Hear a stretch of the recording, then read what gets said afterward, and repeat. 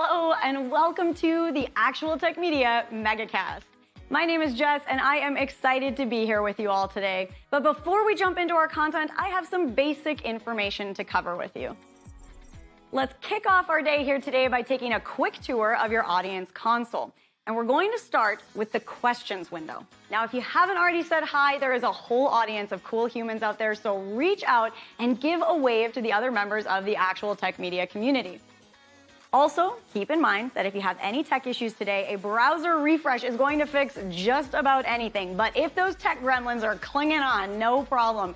Just throw a comment in the question section and our crew will be there to help. We also want this to be an informative webinar for you. So throughout today's MegaCast, we hope you'll get engaged and ask all of your burning questions. Not only will we have team members responding to you over live chat, we will also have a dedicated Q&A session at the end of our presentations. And if we do not get to your question during the webinar, don't worry, because the awesome experts that we have here with us today will be following up with you after we wrap. All right, next up on our tour, there are going to be lots of cool aha moments in the MegaCast today, and if you want to share those with your community, we've made it nice and easy for you. You can use the Twitter button right there in your audience console, and the hashtag for today's MegaCast will automatically get added to your post. And our last stop on this guided tour, be sure to check out the Handouts tab for some resources and takeaways from our speakers here today. We have an info pack collection of solution briefs, white papers, data sheets, free trials, ebooks, upcoming webinars, and more. So many great resources, so be sure to go explore. And if that wasn't enough fun, we also have some exciting prizes we will be giving away throughout the MegaCast today. I'm going to tell you a little bit more about those later on, but a few quick reminders for you all. You do need to be in attendance here live at the webinar in order to qualify to win a prize, and we will follow up with all winners after we wrap the MegaCast today. Now, all winners must submit an IRS Form W-9 to Actual Tech Media, and all winners must meet the Actual Tech Media prize terms and conditions. Now, hey, if you're not sure what those are, no problem. You can find the full T's and C's in that Handouts tab. Again, just click into the Handouts section, scroll down to the bottom, and you'll find the full T's and C's waiting for you there. Now, the absolute most important thing to remember here today is that we love getting all your insightful questions during these live webinars. In fact, we love it so much that we have a special additional prize for all you inquisitive folks out there. In today's MegaCast, we will be giving away a prize for the best question asked in each of our sessions. Now, the expert speakers and teams will review all the questions asked after the webinar, which means that even if your question does not get read out in a live session, there is still a chance to win. If you are a lucky winner here today and would like to donate the value of your prize, we have several wonderful organizations that we partner with. So let us know when we follow up about winning, and we will get that rolling for you. Again, we are so happy to have you all here with us live at the MegaCast today, and we want to keep that good feeling going. So let's connect on social. Reach out and connect with Actual Tech Media on Twitter and LinkedIn. We have lots of great content, and we always want to hear from you. Now, if you're looking for more awesome content right away after we wrap, you want to jump right in, make sure that you subscribe to the Actual Tech Media channel on YouTube. Another fun way to win a prize and to grow this awesome community is to refer an industry friend or coworker to the Actual Tech Media webinar series. Now, you're going to find a link to do that right there in that Handouts tab, and you will also be automatically redirected after we wrap today. Now, both you and your coworker, your friend, could win a prize, and we actually hold those drawings every month. So be sure you refer somebody awesome before you head out today. It could quite literally be a win-win situation. Next, we have a cool opportunity for the decision makers out there to get connected with new and emerging tech and innovative vendors. Here's how it works. All you need to do is click on the link in your Handouts tab and fill out the application. Then the Actual Tech crew will match you with some vendors that we think you should be chatting with based on your needs. There will also be fun opportunities that you can choose to join in, like surveys or test running new solutions, extended demos, and so on. You'll get some chances to win extra prizes, you'll chat with great people, and you will learn about the hottest new trends in tech. So be sure to apply, or hey, send that link to a decision maker in your team. Now, I want to take a quick minute here to remind you about one of my favorite resources, and that is ransomware.org. You can find everything you need to know about ransomware, how to prepare, how to prevent and recover. The site is jam-packed with information, helpful tips, checklists, strategic approaches, case studies, everything you need in one place. So wherever you are in your ransomware preparedness journey, there is something for you at ransomware.org. So go check it out and start exploring. All right, I have one more exciting resource I have to tell you about today, and that is the Gorilla Guide Book Club. It's going to give you access to free enterprise IT books authored by top industry experts, so you can stay up to date on trending enterprise technology. And yes, these books are going to work on your Kindle, your mobile device, and they are completely free, super easy. You can download these awesome resources at gorilla.guide, and there's a link for you in the Handouts tab as well. Okay, well, we've covered a lot of important things already, and I don't know about you all, but I am excited to dive in. So let's get rolling. Alrighty, everyone. Welcome, welcome, welcome. Happy 2025. This is the first MegaCast of the year here at Actual Tech Media, and I'm so excited to be moderating with you all today. It is shaping up to be a monolithic megacast as we explore securing and protecting enterprise cloud data. As organizations increasingly rely on cloud platforms for data storage and operations, safeguarding sensitive information has become a critical challenge. Today, we've got a lineup of industry experts to share actionable strategies for protecting enterprise data in the cloud, addressing both current threats and emerging risks. You'll gain insights into effective approaches for minimizing vulnerabilities, meeting compliance requirements, and implementing robust access controls. You'll likely be looking for some real-world examples and some expert recommendations that are going to help you highlight best practices and give you the tools to secure your organization's cloud assets confidently. And fortunately, you'll find just that. We have speakers from Cohesity, Rubrik, Tierpoint, Teleport, Veeam, and Druva joining us today, as well as a fantastic keynote from Dan Sullivan, who will ensure you leave today's session with a practical and a handful of actionable insights into optimizing cloud resources for data protection and rapid recovery. All right, I imagine you are all ready and pumped to begin, and we have a boatload of information to share today. So let's just cover off a few last little bits of info, and then we can get our speakers on out here with us. My name is Mackenzie Puddesy, and I am going to be your moderator here today at Actual Tech Media. I've also got my friends and fellow moderators, Jess Steinbach, Scott Becker, and Keith Ward here with us on live chat today. And in more exciting news, we also have some prizes. And today, I do mean some pretty epic prizes. That's right. You could win one of 3 Apple M3 MacBook Airs that are the new M3 13-inch chip. And we are also going to be giving away a $300 Amazon gift card every 30 minutes. Not only that, we also have best question gift cards going out to the best questions from each session. These ones are $50 Amazon gift cards, so it will indeed pay to be inquisitive, which I love because I love asking questions. And so keep your questions coming on in throughout the keynote, throughout the presentations today, and we're going to do our best to answer as many of those questions as we can with the time we have allotted for that.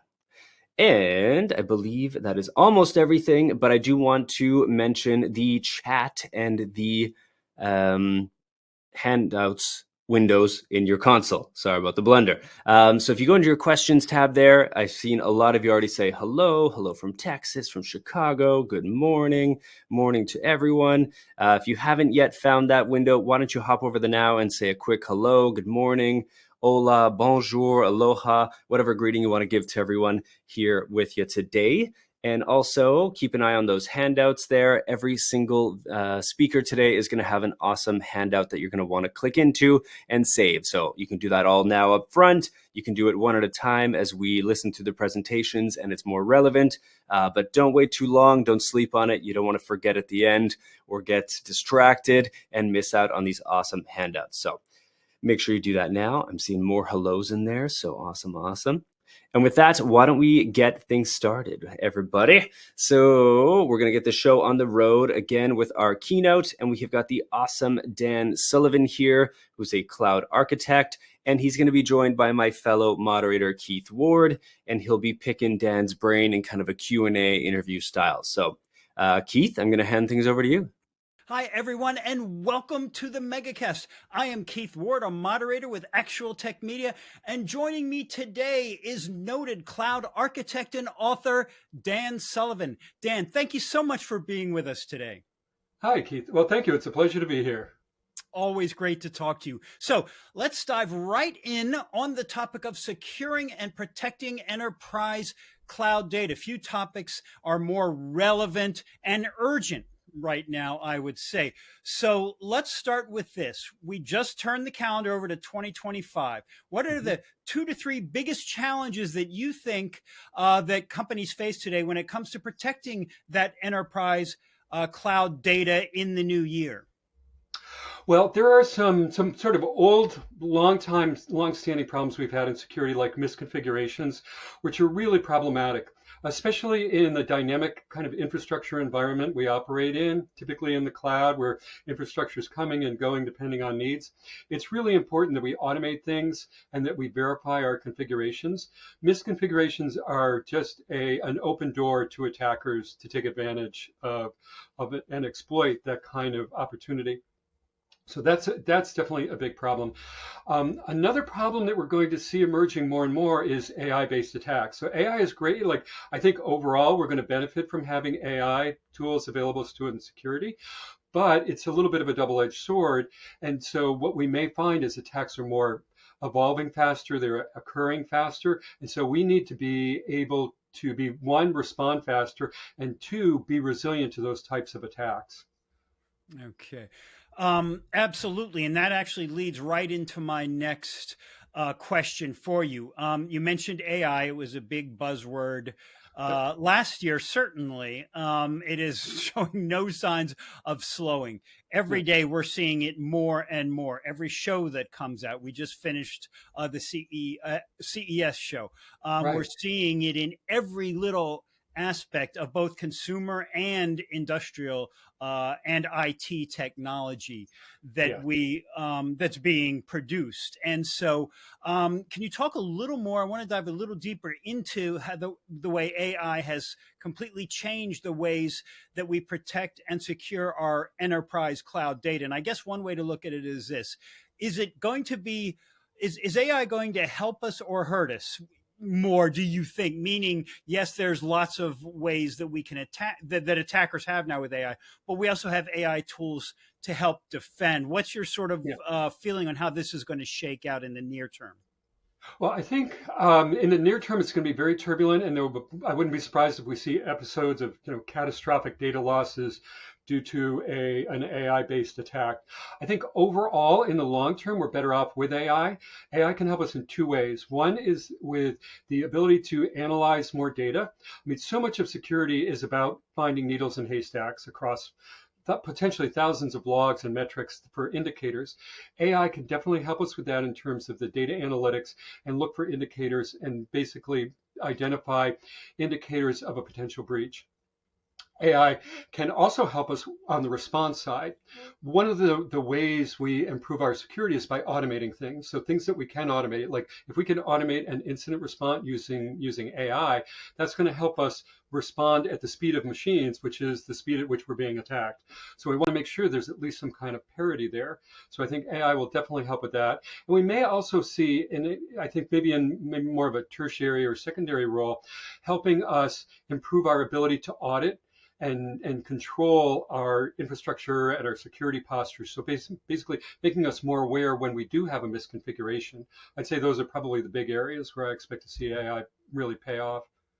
Great. Yeah, I agree with you 100% on those issues. So let's talk a little bit about misconceptions now. So data in your data center on premises is not the same as data in your cloud. It sounds very basic, but I would imagine there are still misconceptions out there for admins in terms of understanding how to secure and protect the data that is up in the cloud, the enterprise level data that is up Yes. in the cloud versus the data that is sitting behind your walled garden, which, let's be honest, really doesn't exist anymore, does it? So let's talk about those misconceptions that you see in your job working with clients. This is something you work on out there in the field a lot. So what do people think is true that may not be true?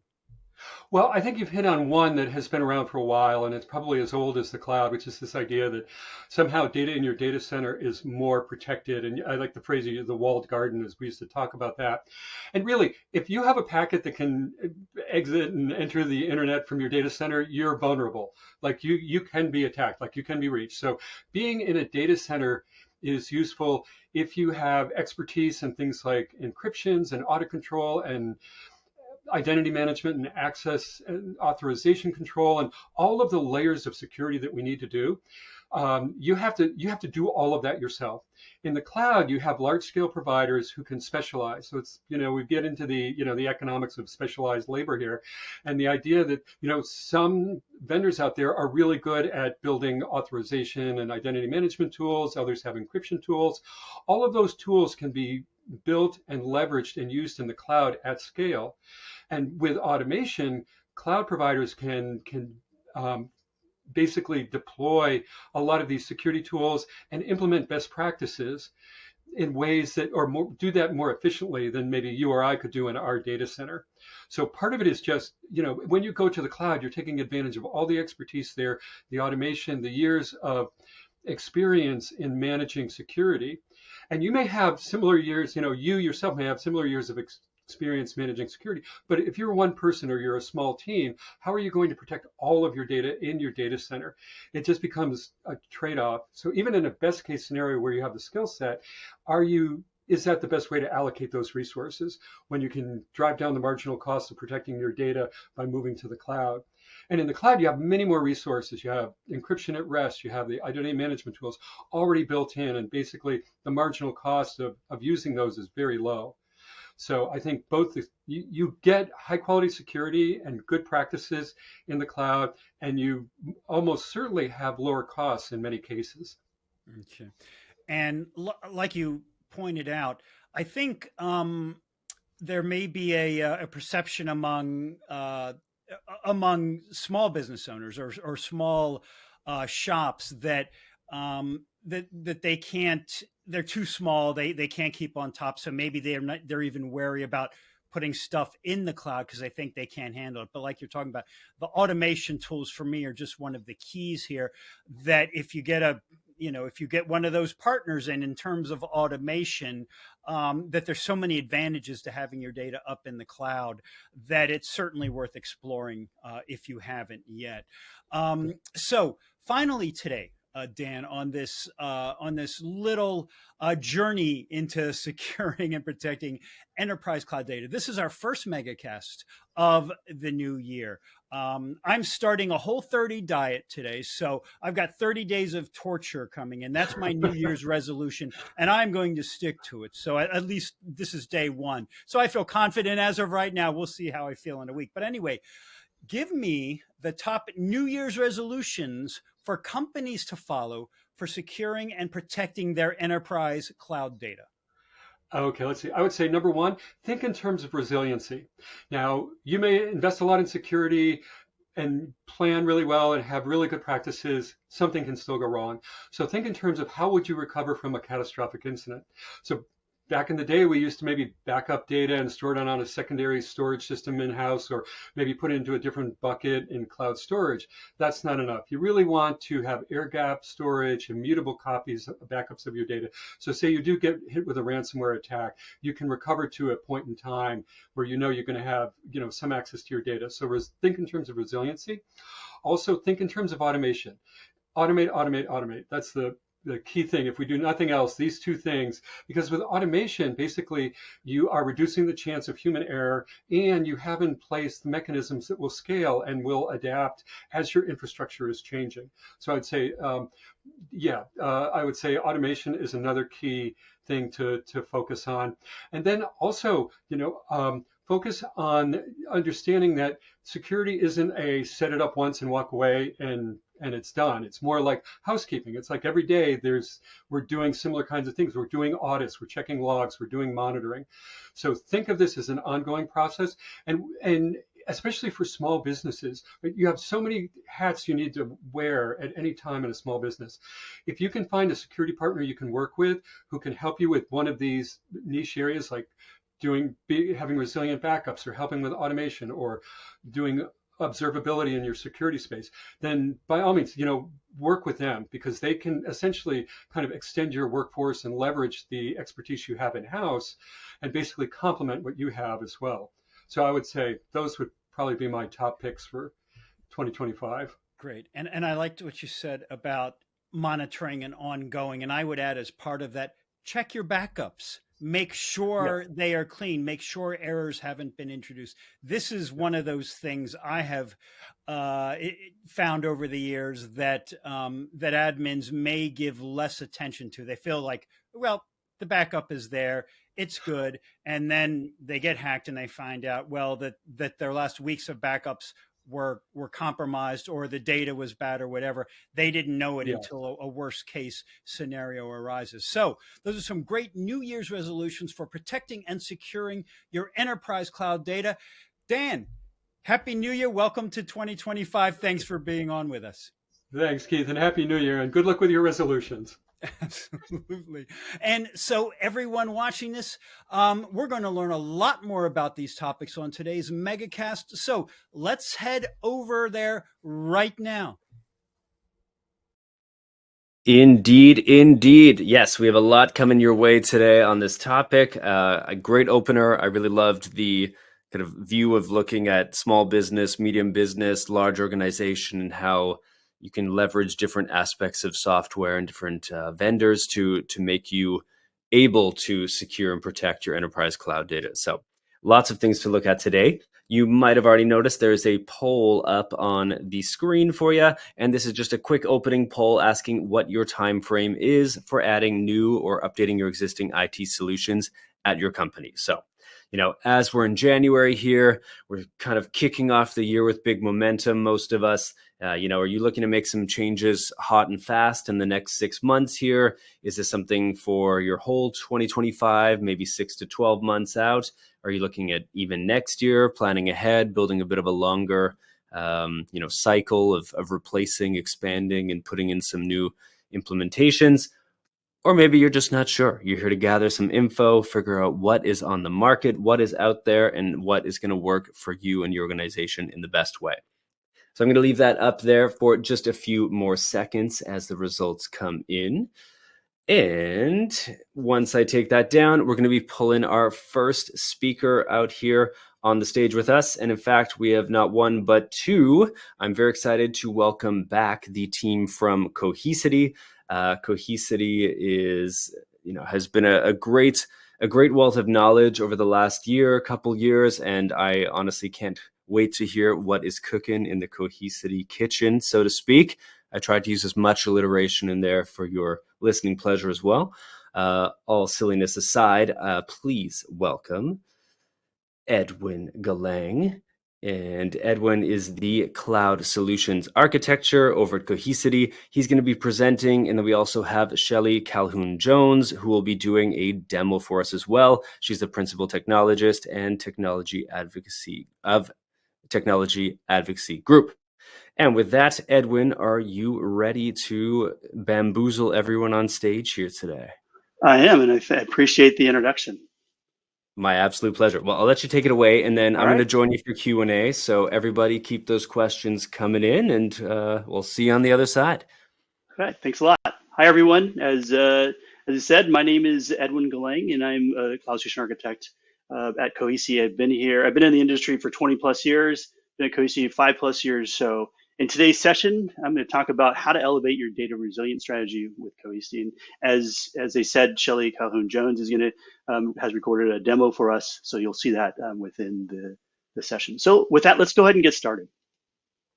So top of mind, ransomware is out there, right? And why is it so challenging for companies, and why are companies vulnerable to it?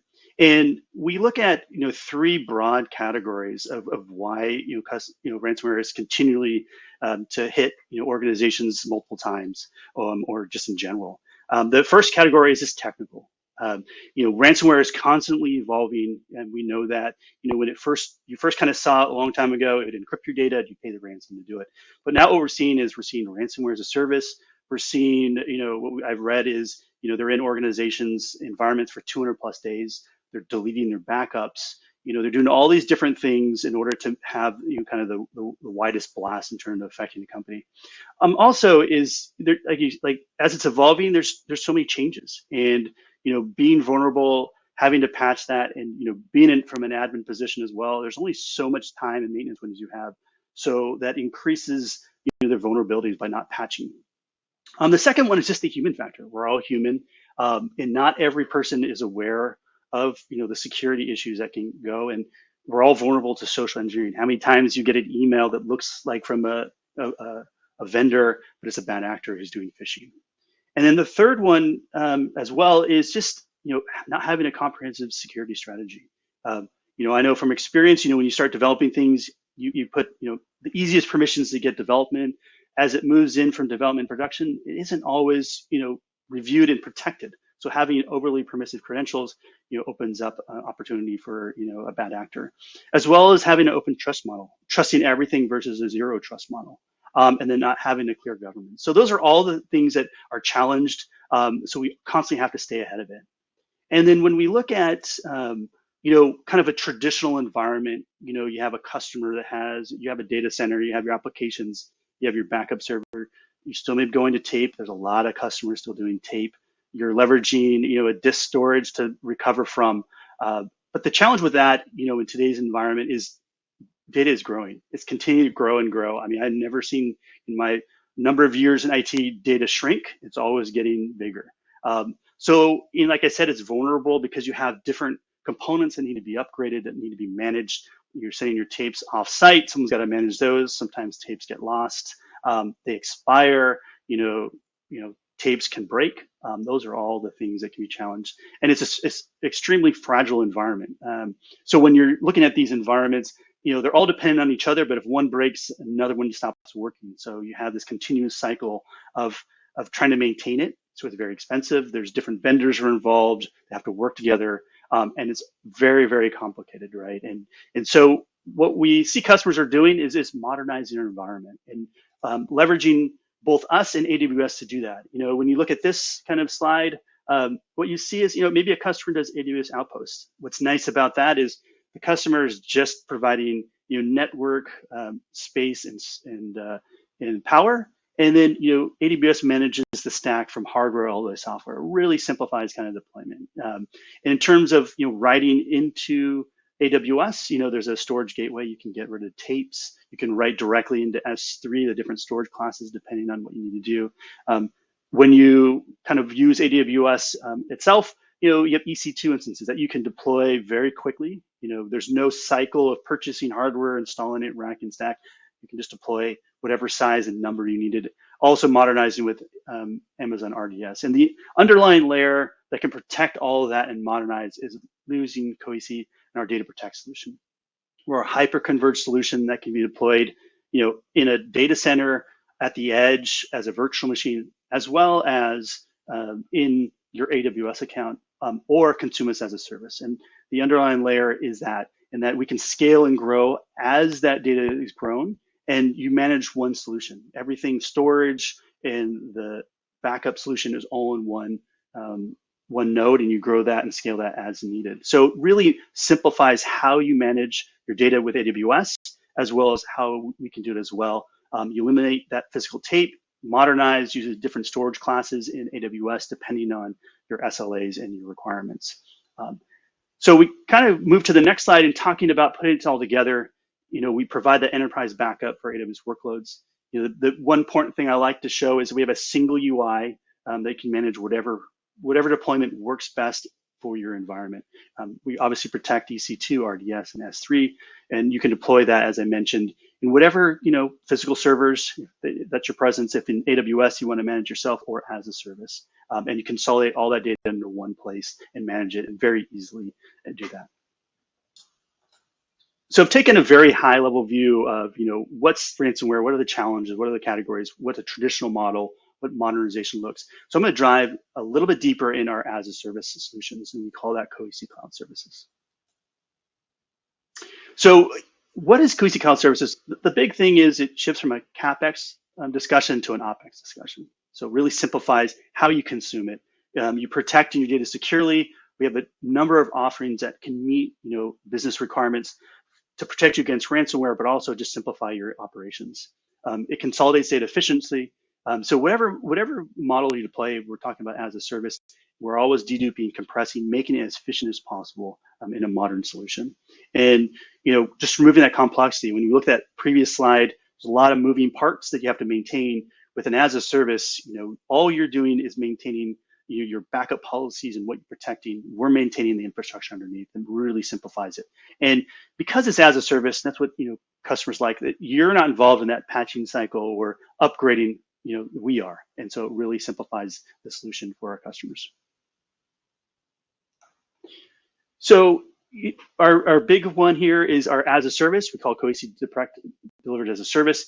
It protects both on-prem workloads, VMware, Hyper-V, physical servers, your databases, as well as your SaaS and AWS workloads like M365, EC2, RDS, S3. And I said, infrastructure managed. The data is moved into the service very quickly.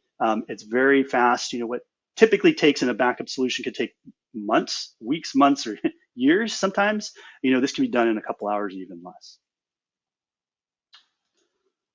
So this brings us to our first poll, kind of just understanding, what are your challenges and what are you looking for? What kind of data sources would you prefer to protect with a backup as a service? Your SaaS solutions, on-prem, other workloads. So kind of give that some time. We see, from my perspective, see a lot of customers, from, productivity, you're using your M365, your Google Workspace. Those are the things that we see. Also other applications, like Salesforce, but cloud native workloads. Looks like from this point of view, it's a mix of everything. I think that's what we see in the environments that I work on. Is it's a hybrid approach, right? Some stuff is in the cloud, some stuff's as a service, and you still have kind of legacy on-prem. I mean, there's different reasons why you do that. Okay, I'll maybe review this toward the end as we move forward. So let's go ahead and move to the next slide. So, talking about ransomware, how do you protect yourself in multiple layers and multiple levels? When we have our data protect as a service, all the data that's moved into the service, whether it's from AWS or on-prem, is encrypted. We also compress and dedupe to make sure that we're efficient. Only the change blocks are written. And then we isolate that data. If for some reason, your environment was compromised, whether it's your AWS or you're on-prem, it's outside of those four walls, so it's protected in our environment. We secure it in terms of how to access it. We use MFA. We obviously recommend it, and most organizations will do that. We have different kind of models in terms of who has access to what as well. We encrypt the data at rest, right? Even if for some reason they were to get the data, it's all encrypted. And then we lock the data within the service. So it's immutable. Even, like I said, for the access, they couldn't go ahead and delete it. So very, very important, having multiple layers of security. And then, switching to a different gear, that's our as a service. We have a cyber vaulting solution where you have an additional copy of data. This works with our customer managed, whether it's at the edge in a data center or in your AWS account. It provides AI ML anomaly detection, so another layer of looking if there's changes happening in your environment. It's isolated off a customer environment, so you can write to your own S3 bucket as well as leverage our service to have that kind of other safe protected copy. And then we have this idea of quorum, where it's important to secure the data that we're talking about in flight, at rest, make sure you don't delete it, but also you can't recover out of it, making sure people don't access it or aren't allowed to access it. And then kind of a very high level is that you would have your Cohesity Data Cloud deployed, in whatever environment on-prem, put it into the vault, and you can recover it back to the original one if you needed to, or to another one. depending on what the situation is, and leveraging that quorum to make sure that only the right people have access to it. So the another solution we have in our as a service is our Cohesity Data Hawk solution. We know, as I kind of talked about, the evolving changes of ransomware, and you need multiple layers of security now, right? A long time ago, a firewall and a virus scanner would be kind of the solution, but today you have to have multiple tools in order to do that. And with the Cohesity Data Hawk, it provides another layer of protection. I talked about our cyber vaulting, our Cohesity Fort Knox. We do threat protection, so another layer of looking at data that's coming into the service is being backed up, classifying the data to know what's in your environment, right? HIPAA data, any type of data governance environment. You can classify and know if there was a breach, this is what was on it, and we can take the appropriate steps. As well as we know that there's a lot of security tools and they all work together, and we have a great ecosystem. We have a security council that we work with other security vendors, because we know that it doesn't take one, it takes a handful of security solutions in order to protect yourself, and if unfortunately, and also to recover. So we all work together to make sure that you have a solution that you can recover from. And then finally, kind of, this is what Shelly will kind of talk about, is archiving, getting rid of tape into Amazon S3 and the different storage classes for long-term retention. And that's what she's going to kind of go through. And finally, kind of talking about a customer that has purchased Cohesity nationwide as a Fortune 75 company. They had challenges in terms of they have a lot of data, right? We talked about the organic data, 21 petabytes of data. They have challenges in terms of recovering, very, very challenging in terms of operations, and they needed an efficient, scalable solution. They chose Cohesity right off the bat. They had an ROI of $2 million annual savings, 75% faster in migrations to the solution than previous ones, and then simplified IT operations. And then the final one is data recovery. You think about if something were to occur, whether it's a DR or maybe a ransomware attack, they're able to recover very, very quickly for that amount of data in a couple of days versus it was months. So you think of what that would do to affect the business. And then Shelly's going to go through a demo, kind of talking about AWS, what kind of permissions you need, how we create a policy, and how to recover out of it. We're currently in the Data Protect dashboard, and this provides a unified view of your environment. You'll notice that we have widgets which provide things like health, protection status, compliance, consumption, and more. And you'll notice that in this environment, we have multiple Cohesity clusters that we're using. The idea being that we have our primary cluster, and we also have other clusters for things like disaster recovery or staging if we need to test something out. Cohesity supports the 3-2-1 backup method by providing scalable and secure storage for long-term data retention. For example, your organization may need to retain data for up to 10 years. This often requires not only archiving backups to one cloud, but to multiple clouds as well. In this scenario, we have 2 external targets for long-term archiving, and you can always add more by clicking on the Add External Target button at the top of the screen. Now, let's take a look at the AWS option to see how this works. In this example, we're archiving data to Amazon S3 for long-term retention. We've selected our Amazon S3 storage class and the AWS region. In this example, we're using incremental backups with periodic full backups. This means that after Cohesity performs a full backup, subsequent backups will only capture the changes made since the last full or incremental backup. However, when archived data is retrieved, it's presented as a complete backup containing all the necessary information up to that point. You'll also notice that we have encryption enabled. It's using data compression.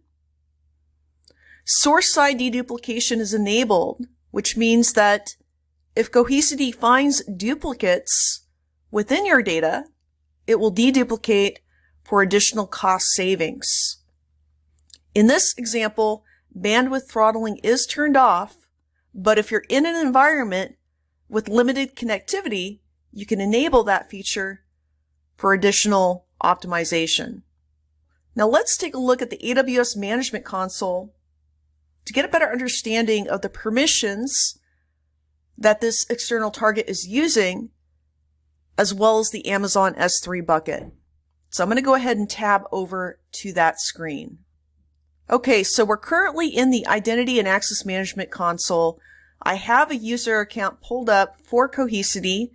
This is used by several different Cohesity services within our environment, including Cohesity Cloud Edition.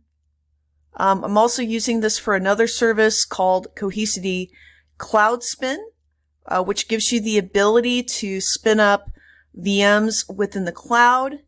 And the primary cluster also has the ability to back up different Amazon resources, including Amazon EC2 and RDS. We also have a permissions policy set up for Amazon S3, as well as a couple other AWS services that we're using within this account. Let me go ahead and tab over to one other screen here so you can see the Amazon S3 bucket that we're archiving this data to. Okay, so Cohesity Cloud Archive is using the following S3 bucket, and you can see that when it archives this data to the cloud, it's going to create a series of different directories for things like archival data and also metadata.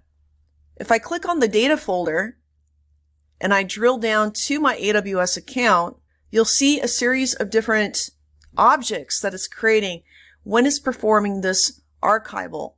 And you'll notice over here towards the right-hand side of the screen that it's really only archiving changes that are made to these particular resources, because within the external target settings, we're choosing incremental for backups. If you want to learn more about the data that's being stored within Amazon S3, you'll notice that there is a link to an Amazon S3 inventory report if you want to get a list of all the objects within your bucket. Cohesity also offers a global view, which allows you to generate reports if you want to get a better understanding of the data that's being backed up and archived into the cloud. Let's go ahead and tab back over to Cohesity, and we'll take a look at one other setting before we jump into a protection policy. Okay, so I'm going to go ahead and click on Cancel. We've taken a look at how external targets work. If we click on Remote Clusters, you'll notice that we are replicating with a DR cluster. And the idea is that if we run into a security event or an outage, we always want to make sure that we have the ability to recover. And so that's what replication gives us. And so you can see in this example, we are using a DR cluster for added data resiliency. Let's dive a little bit deeper and take a look at how this would work within a Cohesity protection policy. I'll click on Data Protection, click on Protection, and you'll notice that we have a protection group here for Cloud Archive VMs with replication. I'm going to click on this protection group, and here in just a moment we'll take a look at this screen, but for right now I just want to click on Policy so you can see how a protection policy works. In Cohesity Data Protect, a protection policy is a reusable collection of settings that defines the how and when objects from a source are protected. And you can create as many policies as you need for your use cases. In this example, we're utilizing the 3-2-1 backup approach, and as you can see, backups happen once daily, but if needed, I could choose a more frequent backup interval, such as every 1 minute, if I'm working with a mission-critical workload. In this example, we retain backups on the local Cohesity cluster for up to 2 weeks, and we could also replicate these backups to a DR cluster for added redundancy. So if there's an outage in one of my data centers and I can't access my local Cohesity cluster, I could use this DR cluster if I need to recover a workload. And towards the bottom, you can see that we are also archiving these backups to AWS for long-term storage. And if we needed to, we could also recover from Amazon S3. You'll also see some additional settings over on the far right-hand side of the screen. And you'll notice up at the top, there's an option for Cohesity Data Lock. Cohesity Data Lock makes your backups immutable, helping to protect against bad actors who might try to delete them. Now, let's go ahead and we'll take a look at the protection group, which is using this policy. The protection group page shows you backup activity, an audit trail, storage consumption, and trends for the workloads that you're backing up. Protection groups help you quantify the types of workloads that you're backing up, including whether or not they're mission critical. So in this example, you can see that we're not only meeting our SLAs, but we're also saving the backups to the local Cohesity cluster and the DR cluster and archiving them to Amazon S3. If we click on the latest entry, I can see the objects backed up in the run details, and there's a tab for each different repository. If I click on a different tab like replication, it'll provide a status of the activity, including whether replication succeeded. On the Cloud Archive tab, I can see the data that was sent to Amazon S3.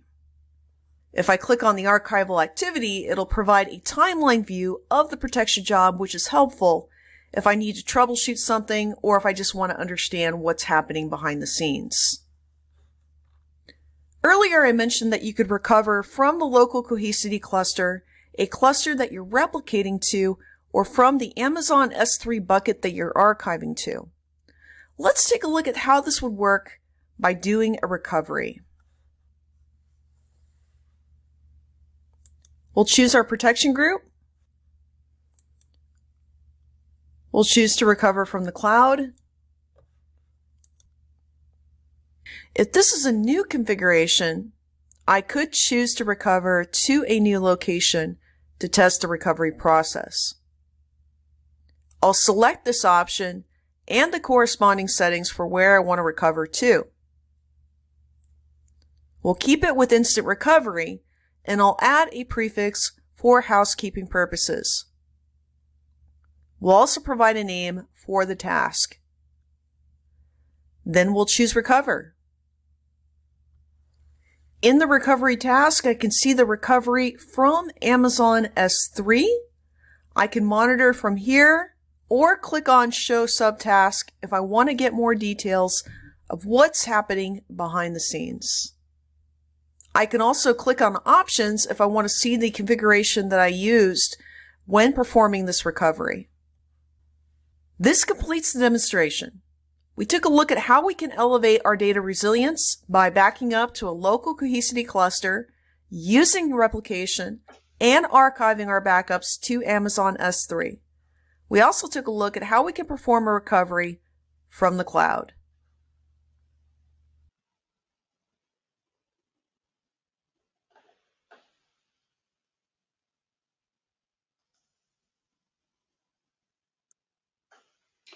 Edwin. How's it going? Good, good, good. Excellent. I love the demo. That was really good. Yep. Yeah. Very, very good. I mean, there's so many things you can show. I think that Shelley does a great job showing that component of the solution. Awesome. So, we're gonna yeah. Sorry. Go ahead. Go ahead. Keep going. I was just I know you were probably gonna cue me up for the poll. I know that we had a number of people answering it. So M365 is top of mind. I know that a lot of organizations are moving that way, cloud native workloads. So kind of what I thought, everyone has a little of something, right? I'm sure there's multiple answers here, but I think having a solution that can protect you, as a service makes it a lot easier, especially the SaaS applications and cloud native. You don't want to write that back on-prem. I mean, you could, but that's exactly kind of where we see kind of the growth and adding more solutions. So.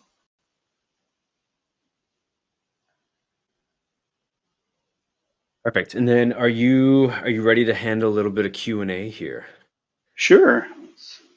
Awesome. We had a boatload of questions come in, so unfortunately there's no way we'll get to them all today, but let's try to get through a few together. I've thumbnailed a couple. And first one I'm going to go with here. This one, they're asking, I'm curious how Cohesity backups RDS databases and the immutable storage you use to guarantee that data can't be deleted prematurely or modified. That's a great question. I think with AWS RDS, by default, Amazon or AWS backs them up for 35 days using snapshots. And what we do, I think we take it to the next level, right? We ingest the data with our as a service. So we kind of take it off the platform. So you take it away from the source. If some way it gets compromised, you can recover. But also when you write it into our service, it's isolated in Cohesity Data Protect as a service. And then anything that's written, kind of like I showed in the solution, is encrypted, in flight as well as at rest. And then we have that data lock feature that locks it for a specific amount of time based on whatever requirements. So that's how we do it, and we make it efficient. So we kind of give multiple layers of protection to guarantee that it can't be deleted. Excellent. Another somewhat related question. This one is, do I have to be an existing AWS customer to leverage Data Protect delivered as a service? Great question. We have a great partnership with AWS, but you do not have to be an existing AWS customer. The service just runs, and we work very closely to make it efficient for any type of customer. So we support on-prem workloads. Like if you don't have AWS or you're just doing M365 and you want to do a certain solution like that, you do not have to be an AWS customer.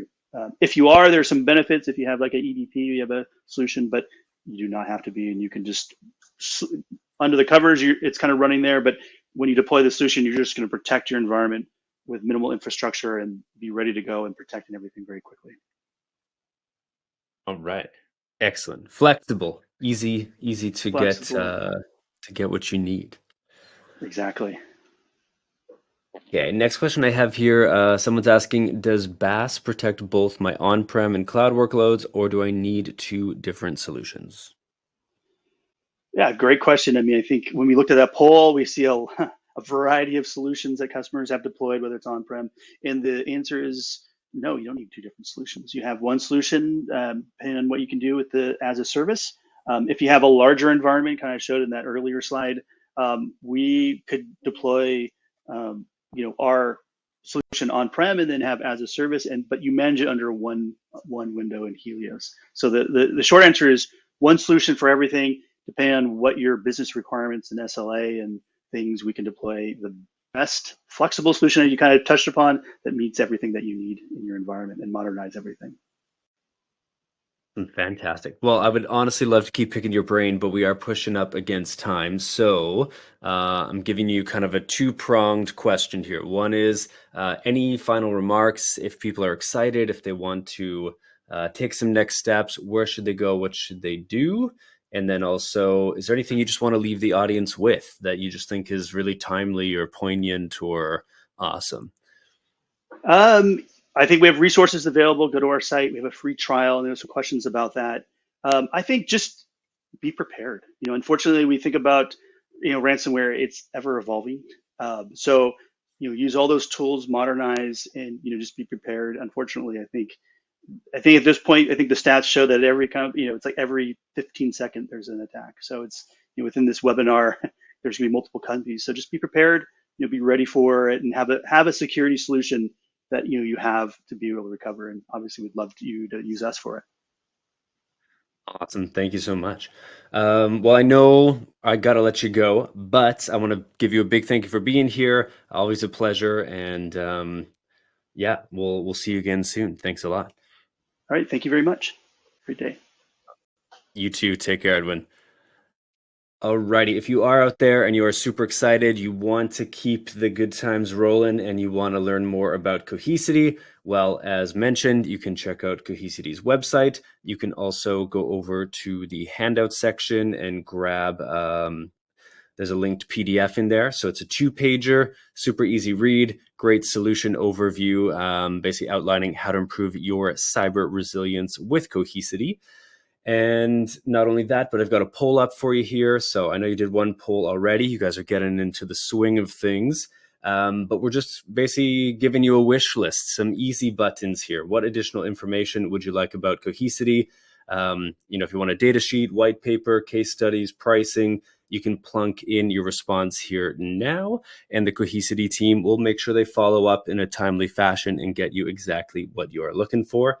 Not only that, but all those questions that came in that we didn't have time to answer today, don't fret. The Cohesity team is also going to follow up about your questions and make sure that you get all of the information that you were seeking. So again, this is not the end, but we've got a lot of information to cover, and so that's all we have time for today. So I'm going to leave up this poll for maybe another 5-10 seconds here, and then I'm going to be bringing our next speaker out onto the stage with us.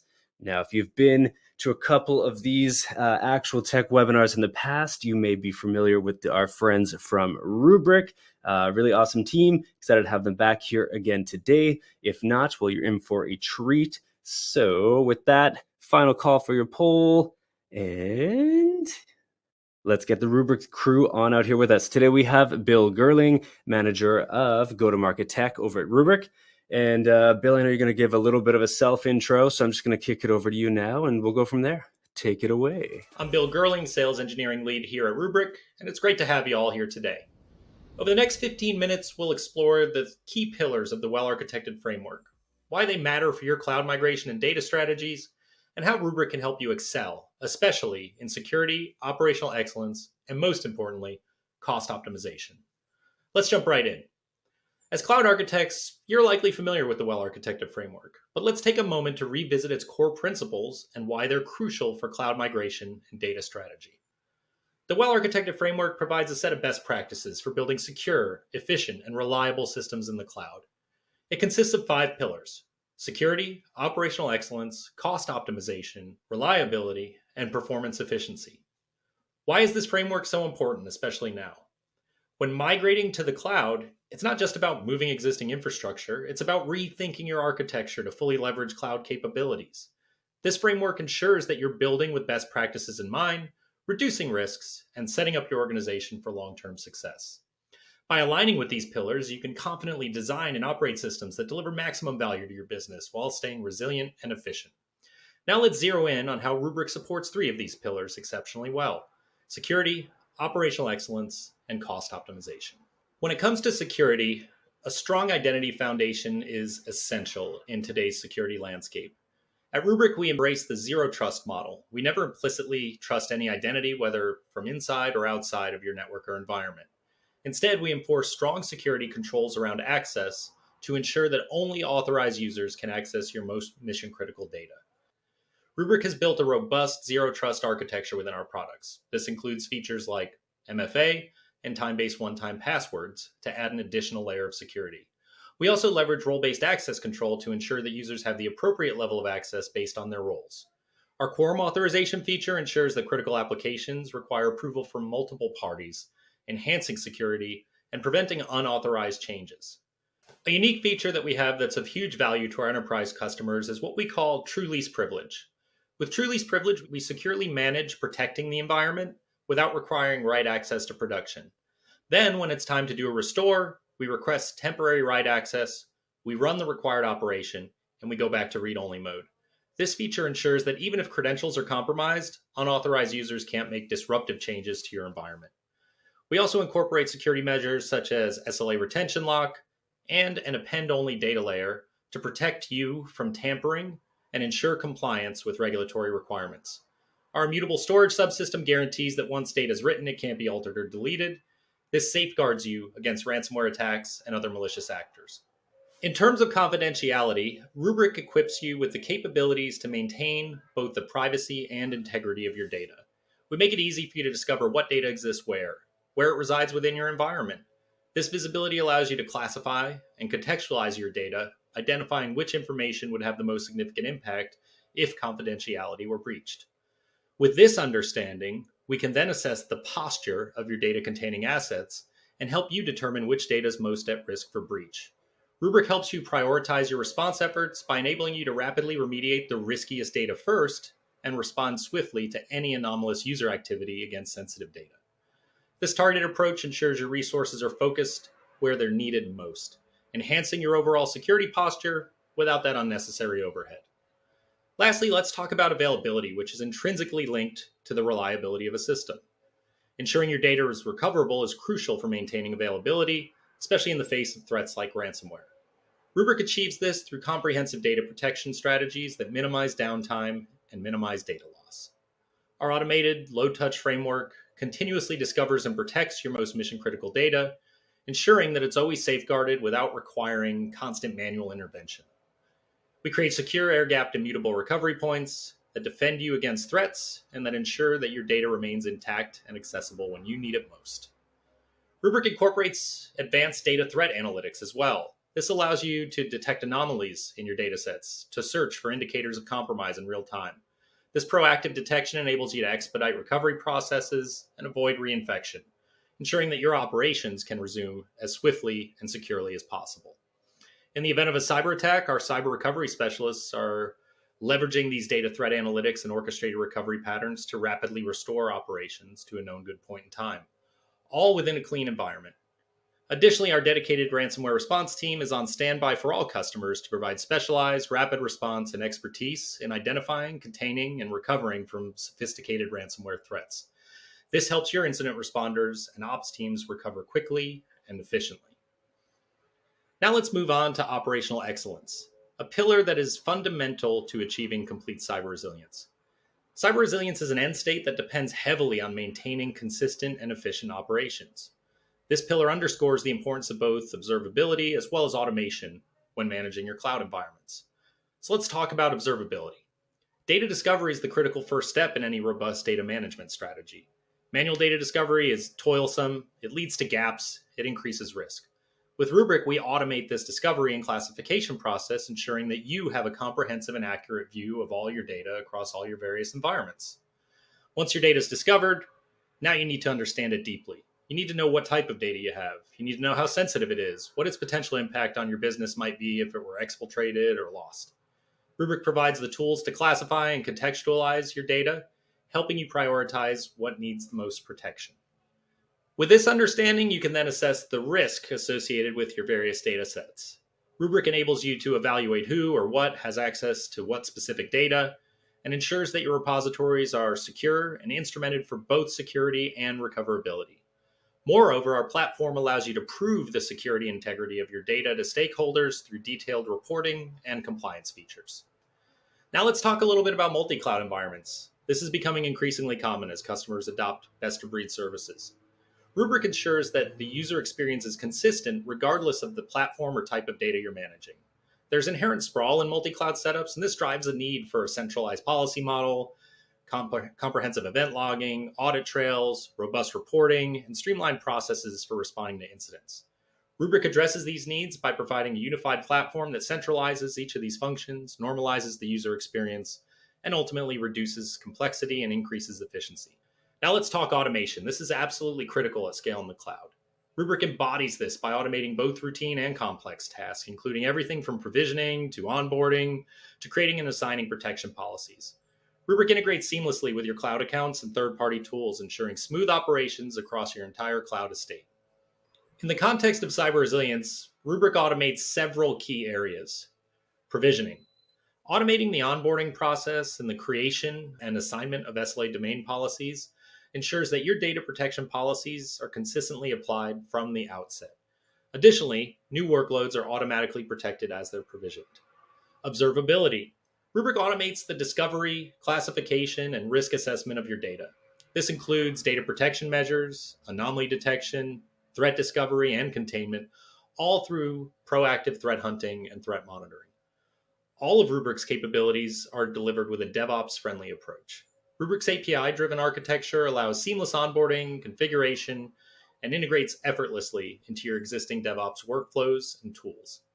By adopting DevOps patterns as a foundation for protection and recovery, Rubrik enables you to integrate data protection directly into your CI/CD pipelines, meaning that you can leverage tagging and data posture as the basis for protection, ensuring that your data management processes are both scalable and adaptable. Moreover, Rubrik's threat analytics suite, including anomaly detection, threat hunting, and threat monitoring, integrates seamlessly with ecosystem tools to streamline operations and incident response. Together, these features enable rapid detection, minimize recovery times from months or weeks to days, and ensures swift restoration of clean data thereby protecting your organization's continuity and integrity. Combined with role-based access control, multi-tenancy, and a consistent user experience across multi-cloud environments, Rubrik provides the essential tools to ensure operational excellence. Whether your data is on-prem or in the cloud, Rubrik ensures that your organization can swiftly manage and mitigate issues, maintain business continuity, and protect your reputation. Finally, let's talk about cost optimization. There are two types of costs we often consider: hard costs and soft costs. Hard costs are direct expenses like compute and storage resources. Soft costs, on the other hand, they relate to things like operational inefficiencies, the time your team spends on manual error-prone tasks, and the potential costs associated with downtime or security incidents. Rubrik has solutions designed to help with both. On the hard cost side, we focus on minimizing compute and storage expenses. Traditional data protection solutions, they often require large, persistent compute resources for backup, indexing, archiving, and recovery. These resources are frequently underutilized. At Rubrik, we've optimized these processes to be more efficient. For example, we use ephemeral Kubernetes clusters for indexing, file recovery, and tiering of snapshots. This means we can scale the resources up and down as needed so that you're only using and paying for the compute resources you actually need. Moreover, Rubrik has the capability to identify redundant, obsolete, and trivial data. We often refer to this as rot data. This data is no longer useful to your organization, but it still consumes storage space and generates cost. By discovering rot data within your environment, Rubrik empowers you to make informed decisions. You can remove that unnecessary data so it doesn't need to be backed up, reducing the storage requirements and associated costs. Or you might choose to exclude this data from backups altogether. This decreases the amount of data processed and stored during backup operations, saving on both compute and storage expenses. Another option is to just move that data to very low-cost storage tiers like S3 Glacier or Blob Archive. Since this data is not likely to be needed, it doesn't require immediate access, these archival tiers become incredibly cost-effective. Speaking of low-cost cloud storage, Rubrik can automatically tier any or all of your backup data to these lower-cost storage tiers based on the policies you set.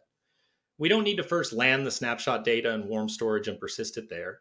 This means you're not incurring any additional cost for this temporary storage in the warmer, more expensive tiers. By moving this data directly to these low-cost storage options, Rubrik helps you minimize storage expenses and streamlines your data management processes. Also, Rubrik leverages incremental, storage-optimized data transfer mechanisms when writing data to lower-cost storage. What this means is that we only back up the data that's changed since the most recent backup, instead of backing everything up all over again. Afterwards, we compress this incremental data set to further reduce its footprint. This makes the process much smoother and quicker to accomplish, and it also requires significantly less storage space than doing a full backup each time. This can all add up to a total cost of ownership savings of up to 30% compared to solutions such as the cloud-native backup tools. This is a hard cost savings alone, not even accounting for soft costs. Speaking of soft costs, let's talk about them. They can often fly under the radar, but they have a significant impact on your overall budget. Manual data discovery and data protection tasks are not only toilsome, but they're error-prone. In a multi-cloud environment, which is becoming increasingly common, this challenge is amplified by disparate tooling. Rubrik addresses this by automating data discovery, providing you with a comprehensive view of what exists, where it's located, and how it's being used. By automating routine tasks like provisioning and onboarding of data protection, we reduce the time and effort your team needs to spend on these activities. Our platform is built with an automate everything mantra, and it's API-driven, making it easy to integrate into your existing workflows and tools. This DevOps-friendly approach means your team can focus on more strategic initiatives rather than being bogged down with manual processes. Furthermore, efficient incident response is a crucial aspect of cost optimization. According to IBM's 2024 Cost of a Data Breach report, the global average cost of a data breach went up 10% to $4.8 million. In the event of a cyber attack or data loss incident, every second counts. Downtime can result in lost revenue, reputational damage, regulatory fines. Rubrik's quick recovery capabilities ensure you can restore your data quickly and get back to business with minimal disruption. By streamlining security policy setup, data recovery management, threat monitoring, and compliance reporting, Rubrik helps you reduce both the likelihood and the impact of incidents, effectively lowering your soft costs. In conclusion, I hope this segment has helped you understand just how critical it is to design with a well-architected mindset. We recognize that objectives like security, cost optimization, and operational excellence can often seem at odds with one another. However, By designing for complete cloud cyber resilience, Rubrik empowers you to efficiently secure your most mission-critical data while minimizing costs and ensuring operational efficiency. This integrated strategy not only enhances your cloud cyber resilience, but also supports your organization's broader goals for growth and innovation. Thank you so much. I hope you enjoy the rest of the content. Go Rubrik. Yes, go Rubrik. Love that. Love the little outro music too there. Awesome. I've got another poll up for everybody. So this one, just like before, asking if you'd like any additional information about the Rubrik solution. Again, if you're looking for data sheets, white papers, case studies, pricing, demos, you name it, this is the easiest way to get what you're looking for. Unfortunately, the Rubrik team is not sticking around for questions today. So if you did ask a question, we will have them follow up after today's webinar and make sure you get the information you're looking for. Now, I realized in all the excitement with Cohesity, I completely forgot to give away our first prize. So I'm going to be giving away not one, not two, but 3 prizes right now. So get excited. Hold your breath, but not too long. And quick reminder, you do need to be live and present here on today's MegaCast to win. So we've got 2 $300 Amazon gift cards coming out, and then we have the first MacBook being announced. So gift card number 1 is going out to Thomas Ugoretz from Wisconsin. Congratulations, Thomas. Gift card number 2 is going out to Navish Bopana from Michigan. And that first MacBook Air with the M3 chip is going out to Terry Bustamante from California. Huge congrats, Thomas, Navish, and Terry. We'll be reaching out after the webinar to let you know how you can claim those prizes. And again, there are a lot more in the queue up for grabs, so stay tuned. And I'm wishing you all luck because I'm sure you all want to win. Quick reminder about the handouts tab as well. If you guys haven't yet journeyed over there, sorry, frog in the throat.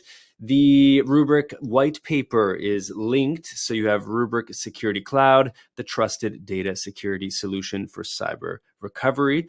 And in this white paper, you'll be able to learn about why legacy backup is untrustworthy for cyber recovery, why data security is the trusted approach to cyber recovery, and the Rubrik Security Cloud and its component services. So if you're interested, go check that out now. Definitely a great resource. And with that, I'm going to pull this poll down and keep things moving along. Next up on the docket today is TierPoint. TierPoint, we have Derek Townsend joining us here from the TierPoint team. He's the cloud solutions architect over at TierPoint. How many times can I say TierPoint for you? But Derek, welcome to the stage. I'm going to let you kick things off and go from there. Talk to you on the other side. Good afternoon, and thank you for joining today. My name is Derek Townsend, and I'm a cloud solutions architect with TierPoint. I am here to discuss with you achieving security best practices in public cloud, chiefly Azure and Amazon Web Services. I would like to now discuss the organization that I am with. I work for a company called TierPoint, and we are a data center services provider. We have 43 data centers across the United States, but in addition to that, we also provide professional and managed services for both AWS and Azure environments. The first topic I would like to discuss is the public cloud shared responsibility model. This model is a framework that outlines the security obligations of both the public cloud provider, in this case Amazon Web Services, and their customers. In this model, AWS is responsible for the security of the cloud, meaning they handle the infrastructure, hardware, software, and networking components. On the other hand, customers are responsible for security in the cloud, which includes safeguarding their data, applications, and configurations. This approach allows both parties to focus on what they do best while still ensuring a comprehensive security environment. AWS provides tools and services to help customers meet their security responsibilities. One of the key components of any environment, but in particular public cloud, is identity and access management, which includes strengthening authentication and managing access effectively. It is important to utilize strong authentication mechanisms. It is important also to use complex passwords and to regularly update security certificates. When able, it benefits an organization to utilize SAML or OAuth authentication as well. Role-based access control is a feature of public cloud environments, and it's important to define user roles carefully and to assign minimum necessary permissions for a user to perform their job. As a result of this, it is also important to regularly audit role assignments. One of the key features of public cloud environments is multi-factor authentication. It's important to always enable multi-factor authentication for any administrative account, and also to encourage or enforce MFA for all of your users. When necessary, you can utilize a hardware-based token. I would say the key takeaways of these IAM features and functionalities is that strong authentication and fine-grained permissions are essential for robust cloud security, and that MFA significantly enhances user authentication and should be standard practice. I'd like to touch on the technologies that are involved in both AWS and Azure also for managing identity and access management. The name in Amazon is pretty straightforward. The service itself is called AWS IAM. It helps to control access to any resource in AWS and allows for one to manage users, groups, and permissions within one or more AWS accounts. It also provides features such as MFA, which we had mentioned earlier, identity federation, and access control policies. On the Azure side, we have Azure Active Directory, and this is a cloud-based identity solution created by Microsoft. It has features as well, like multi-factor authentication and single sign-on, and also utilizes role-based access control. It can also integrate an on-premises Active Directory controller with cloud-based applications, and it supports various protocols, including OAuth, SAML, and OpenID. Network isolation and segmentation are crucial in public cloud environments for several reasons. Chief among these are security. By isolating networks, one can limit the attack surface area. If one segment is compromised, the impact can be contained, making it harder for attackers to move laterally across the environment. Regulatory requirements also often mandate that sensitive data is isolated from other types of data, and network segmentation can help achieve this. Smaller segmented networks also are easier to monitor, manage, and troubleshoot. In addition to this, AWS security groups and Azure network security groups serve similar purposes but are part of each of these different cloud ecosystems. Both act as a virtual firewall to control inbound and outbound traffic to network interfaces, VMs, and other resources. Security groups are stateful, meaning that if you allow an incoming request from an IP, the response is automatically allowed regardless of the outbound rules. Security groups typically are associated with elastic network interfaces on the AWS side and can be applied to multiple instances, and they are typically also scoped to a VPC specifically. On the Azure side, these are also stateful security groups, but they will allow you to assign priority to rules. And they come with a set of rules that can be overridden by creating additional rules with higher priority. And these are typically associated with subnets or a network interface and are scoped at the virtual network level. AWS WAF, AWS Shield are both services that protect applications running in AWS. WAF, which is Web Application Firewall, protects those web apps from various attacks by filtering and monitoring HTTP and PS traffic. And they're customizable because they allow you to create custom rules to block, allow, or monitor web requests based on various conditions like IP addresses, HTTP headers, and so on. And they also integrate with other AWS services. AWS Shield itself was designed to protect against distributed denial of service or DDoS attacks. And Shield provides additional security against larger and more sophisticated attacks, in addition to offering a 24/7 DDoS response team at AWS. Azure Sentinel is a cloud-native security information and event management platform that collects data across users, devices, applications, and infrastructure, both on-prem and across multiple cloud providers. It'll use AI and analytics to identify security anomalies and potential threats, and it allows for automated responses to security incidents. These services are essential for enhancing cloud security, offering various levels of protection to meet different organizational needs. Encryption is a critical aspect of security in public cloud environments for several reasons, chiefly data privacy, compliance, data integrity, and access control. Encrypting data ensures that even if unauthorized access occurs, the data remains unreadable without a key. Many regulations like GDPR, HIPAA, and PCI require data to be encrypted both at rest and in transit when stored in public cloud environments. Encryption mechanisms can help verify that data has not been tampered with, preserving its integrity. And coupled with proper key management, encryption helps to enforce access controls.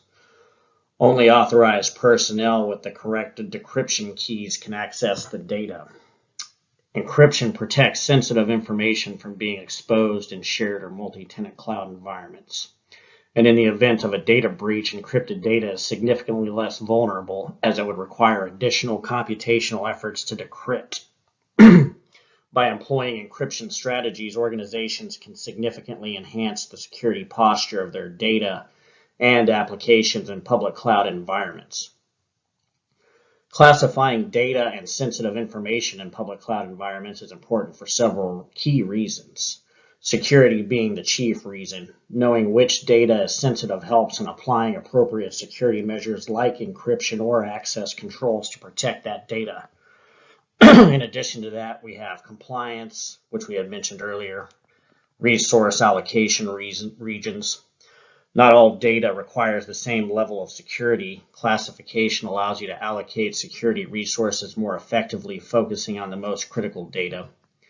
Access control, classification guides who should and should not have access to particular sets of data, reducing the risk of unauthorized access. And obviously auditing and monitoring. Classified data can be monitored more closely for any unauthorized access or suspicious activities, helping in quicker incident detection and response. Knowing the importance and sensitivity of data helps in making decisions about its storage, retention, and eventual deletion as well. Proper classification of data and sensitive information is foundational for a robust security posture and effective data management in public cloud environments. Data loss prevention is critical for safeguarding sensitive information across your organization's cloud infrastructure. In Microsoft Azure, the cornerstone solution is Microsoft Purview, which offers unified data governance and comprehensive DLP capabilities. Purview automatically discovers and classifies sensitive data across your Azure estate, on-premises databases, and multi-cloud environments.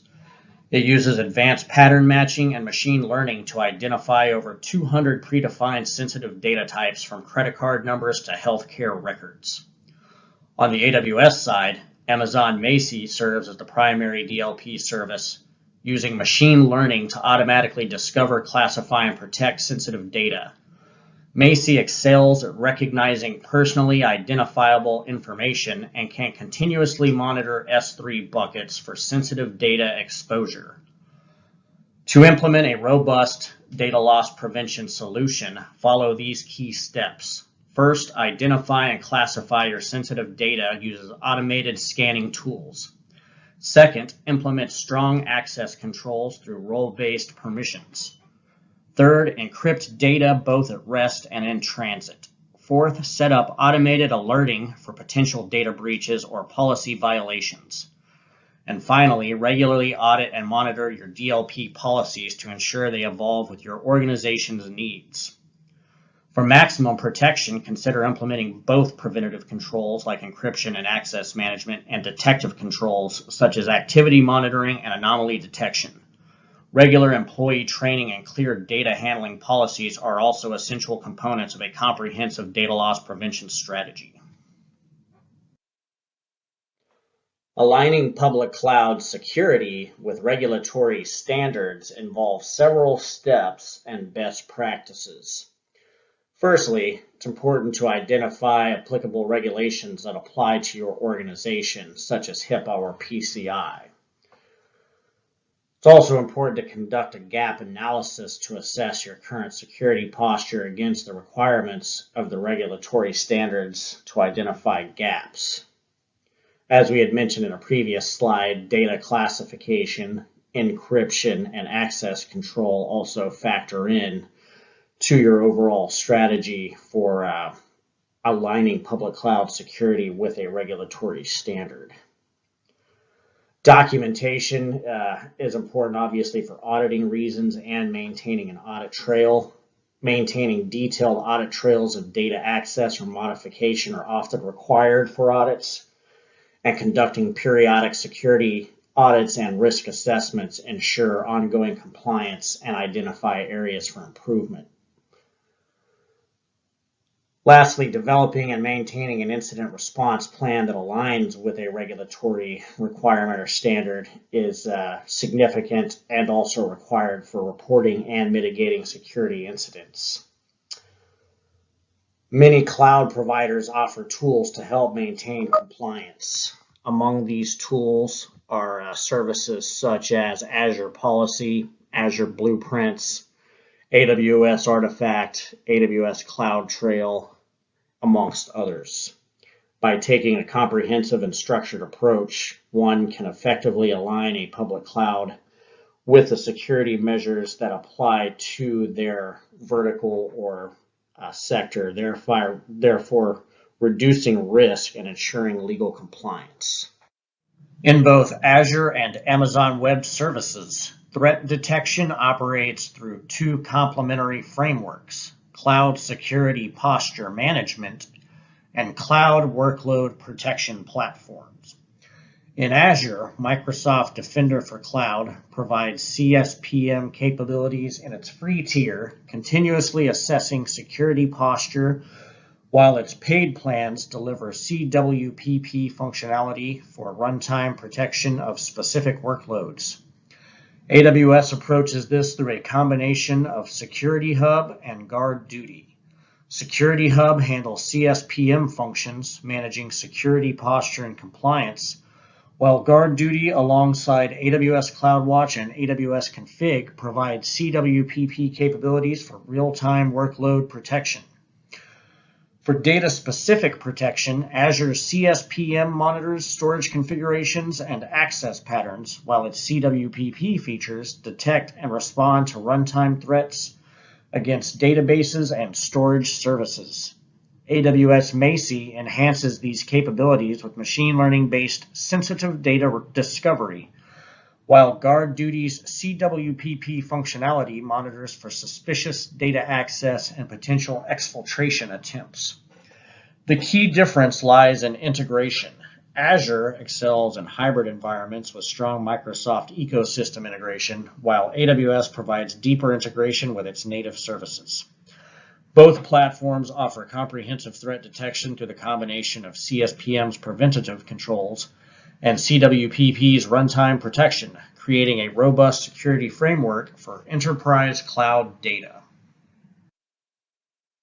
Both AWS and Azure offer a wide range of security services designed to help organizations protect their cloud-based assets. On the AWS side, we have IAM, Shield, and WAF, which we've already discussed. In addition to those services, we also have Amazon Guard Duty, which is a threat detection service that continuously monitors for malicious activity. AWS CloudTrail, which logs API calls, providing a history of changes to resources. And Security Hub, which is a centralized view of security alerts and compliance statuses. On the Azure side, we have Azure Key Vault, which stores and manages sensitive information like keys, secrets, and certificates. Security Center, which is a central hub for monitoring and managing the security of resources. Sentinel, which we've previously mentioned. Azure Firewall, also, which we've previously mentioned, which is a stateful firewall service. Azure Policy allows an organization to set requirements and enforce those requirements for any sort of resource that exists within a subscription. And Azure Monitor, which is a collector that analyzes and acts on telemetry data from Azure and on-premises resources. Both AWS and Azure offer comprehensive sets of security services designed to address various aspects of cloud security, from identity and access management to data protection and threat detection. Embedding security into DevOps processes, commonly known as DevSecOps, is particularly crucial in public cloud environments. Here's how an organization can achieve scalable protection. Using infrastructure as code templates to define cloud resource configurations ensures that they are consistently secure by design. Tools like CloudFormation, ARM templates, and Terraform help to achieve this end. Integrating security scanning tools into the CI/CD pipeline to automatically scan code and cloud configurations for vulnerabilities is also important. Services like AWS Code Pipeline with built-in security checks or Azure DevOps with Azure Security Center can help. If you're using containers, ensure that they are scanned for vulnerabilities. Solutions like AWS ECR or Azure Container Registry offer integrated scanning. Automatically validate that the infrastructure that you're creating follows compliance requirements utilizing services such as AWS Config or Azure Policy. It's important also to establish feedback mechanisms between security and DevOps teams to continuously improve security postures. By integrating these practices into DevOps processes, organizations can ensure that security is not a bottleneck, but an enabler of faster and safer software delivery in public cloud environments. Disaster recovery in public cloud environments is critical not just from an availability perspective, but also from a security standpoint. Data protection is a key item as a part of this. In the event of a cyber attack such as ransomware, data corruption, a robust DR plan can allow organizations to restore from a clean backup, ensuring data integrity and availability. In addition to that, it can be used to mitigate a DDoS attack, provides for quick incident response, and also allows for isolation and investigation in the event of a breach. Compromised systems can be isolated and traffic can be rerouted to DR environments. In addition to that, many regulations mandate that organizations have a DR plan in place to protect sensitive data. Cloud-based DR solutions also offer the flexibility to simulate disaster scenarios, allowing organizations to test their security protocols in a controlled environment without affecting production systems. In essence, while DR is typically associated with business continuity, its importance to security cannot be understated. A well-designed DR plan in a public cloud environment acts as a safety net, ensuring that organizations can swiftly recover from security incidents while minimizing adverse impacts. Security updates and patch management are essential in public cloud environments for several key reasons. Chief among those are vulnerability mitigation and compliance. Software inevitably has vulnerabilities, and regularly updating and patching your cloud services and applications help to close those gaps before they can be exploited. Many regulations like GDPR or HIPAA require up-to-date security measures, which often include regular patching. This helps to reduce the attack surface area. Often outdated software becomes a target for cyber criminals. By applying updates and patches, one minimizes the attack surface. In addition to that, a security breach due to outdated software can significantly damage the reputation of an organization. Keeping systems updated shows a commitment to customer data security. In addition to that, organizations that maintain a robust security posture by staying updated are better positioned to compete in the marketplace where consumers are increasingly concerned about data security.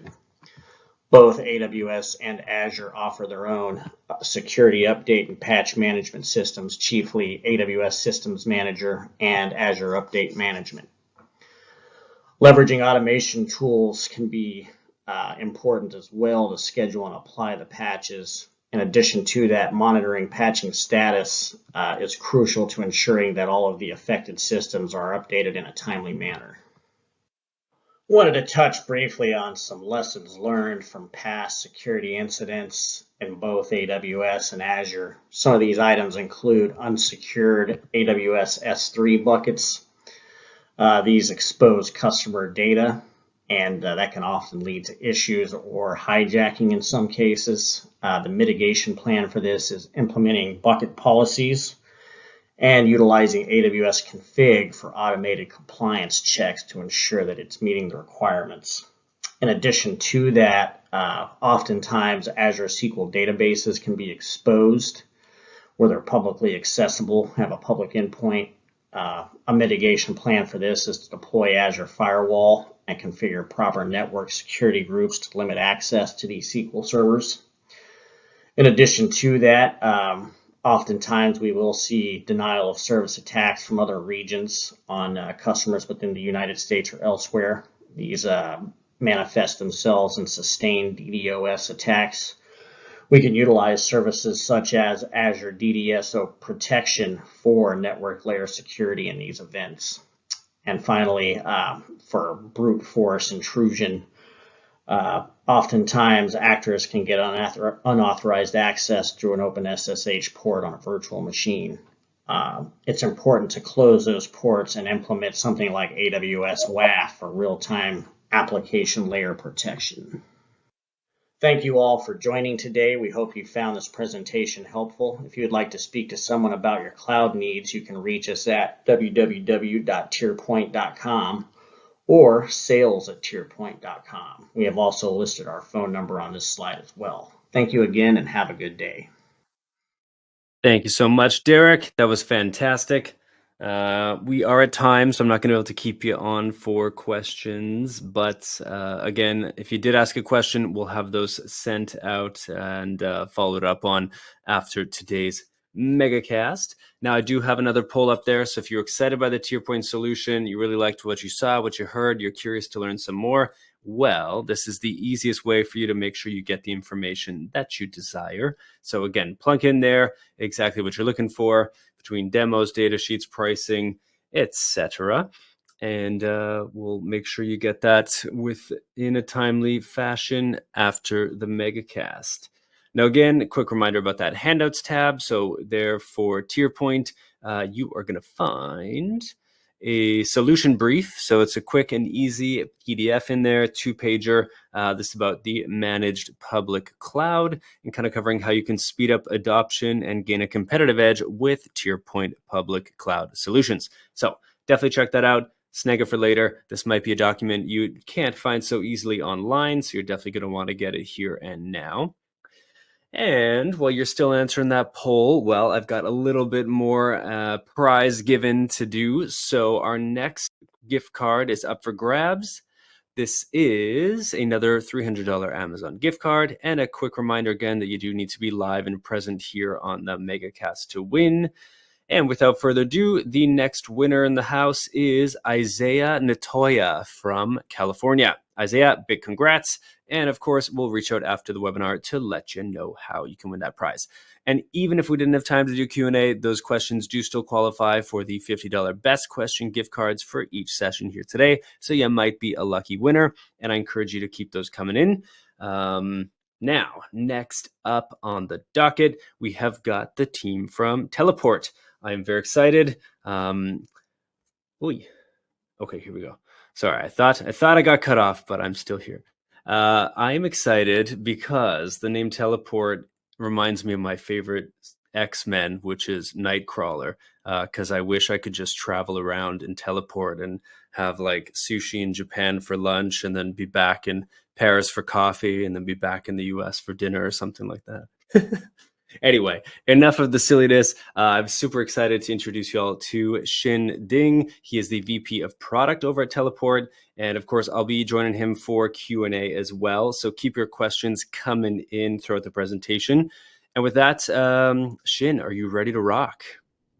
Yep, ready. Thanks for the intro. My pleasure. Take it away. All right, well, welcome everyone. Thanks for joining us today. As mentioned, my name is Xin. I'm the VP product here at Teleport. I'll be spending the next 20 or so minutes talking a little bit about Teleport.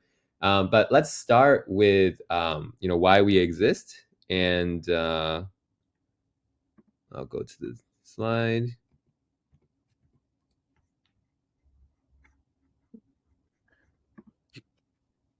Got it there? Yep.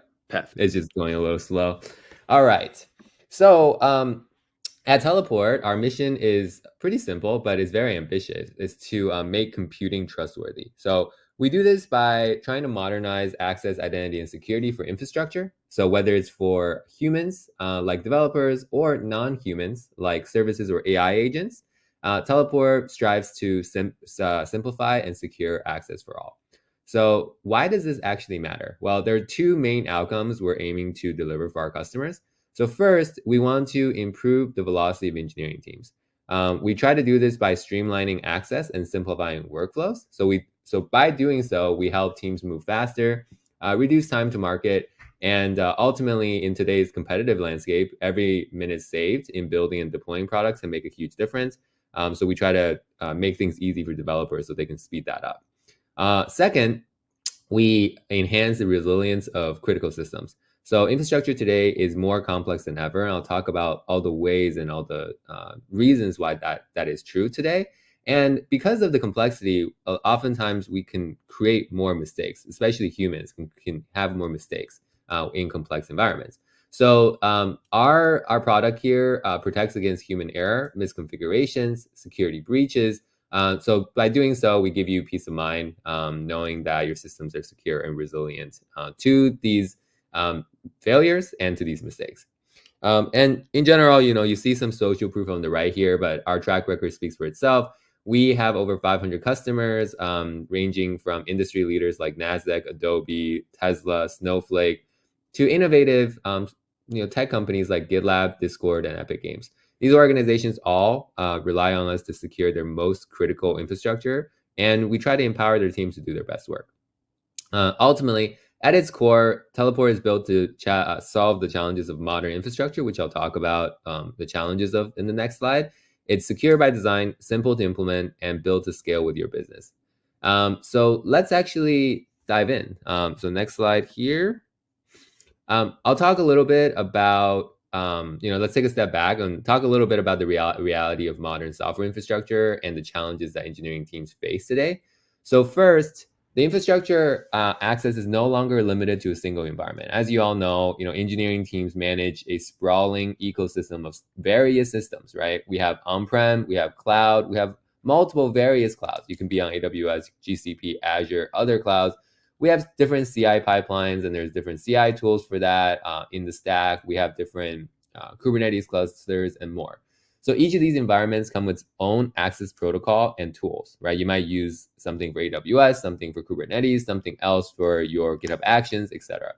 And this essentially creates silos and efficiencies that slow down development and deployment processes. So adding to that complexity is the shift to distributed work models, right? Over the last couple of years, due to various reasons, many teams are fully remote or at the minimum like hybrid, right? And the collaboration now extends across different geographical regions, time zones, and third parties. So this makes managing access very difficult, and it actually adds additional burden on compliance and regulatory demands, which ultimately require more management and more and tighter controls. So on top of that, security threats are growing. Namely, identity compromises and security breaches related to identities are on the rise. And ultimately, like, bad actors are using social attacks and other attacks that are related to identities to exploit these gaps, and escalating privileges to try to access your infrastructure. And when systems aren't secure, even very small mistakes, like an expired certificate, unrevoked credentials, unrotated secret, can lead to devastating consequences because of that. Because attacker might get something like that and pivot to something that has, bigger consequences. Lastly, the risks go beyond breaches, right? Compliance failure, not even breaches, but compliance failures and failed audits are very costly, both financially and reputationally. It might actually delay your launch, or it might turn away some customers that you were hoping to acquire. For growing organizations, ultimately, staying ahead of audits require a level of consistency and control that becomes very difficult to maintain as infrastructure scales, as your team becomes more distributed, and as more threats are looming, especially on the identity side.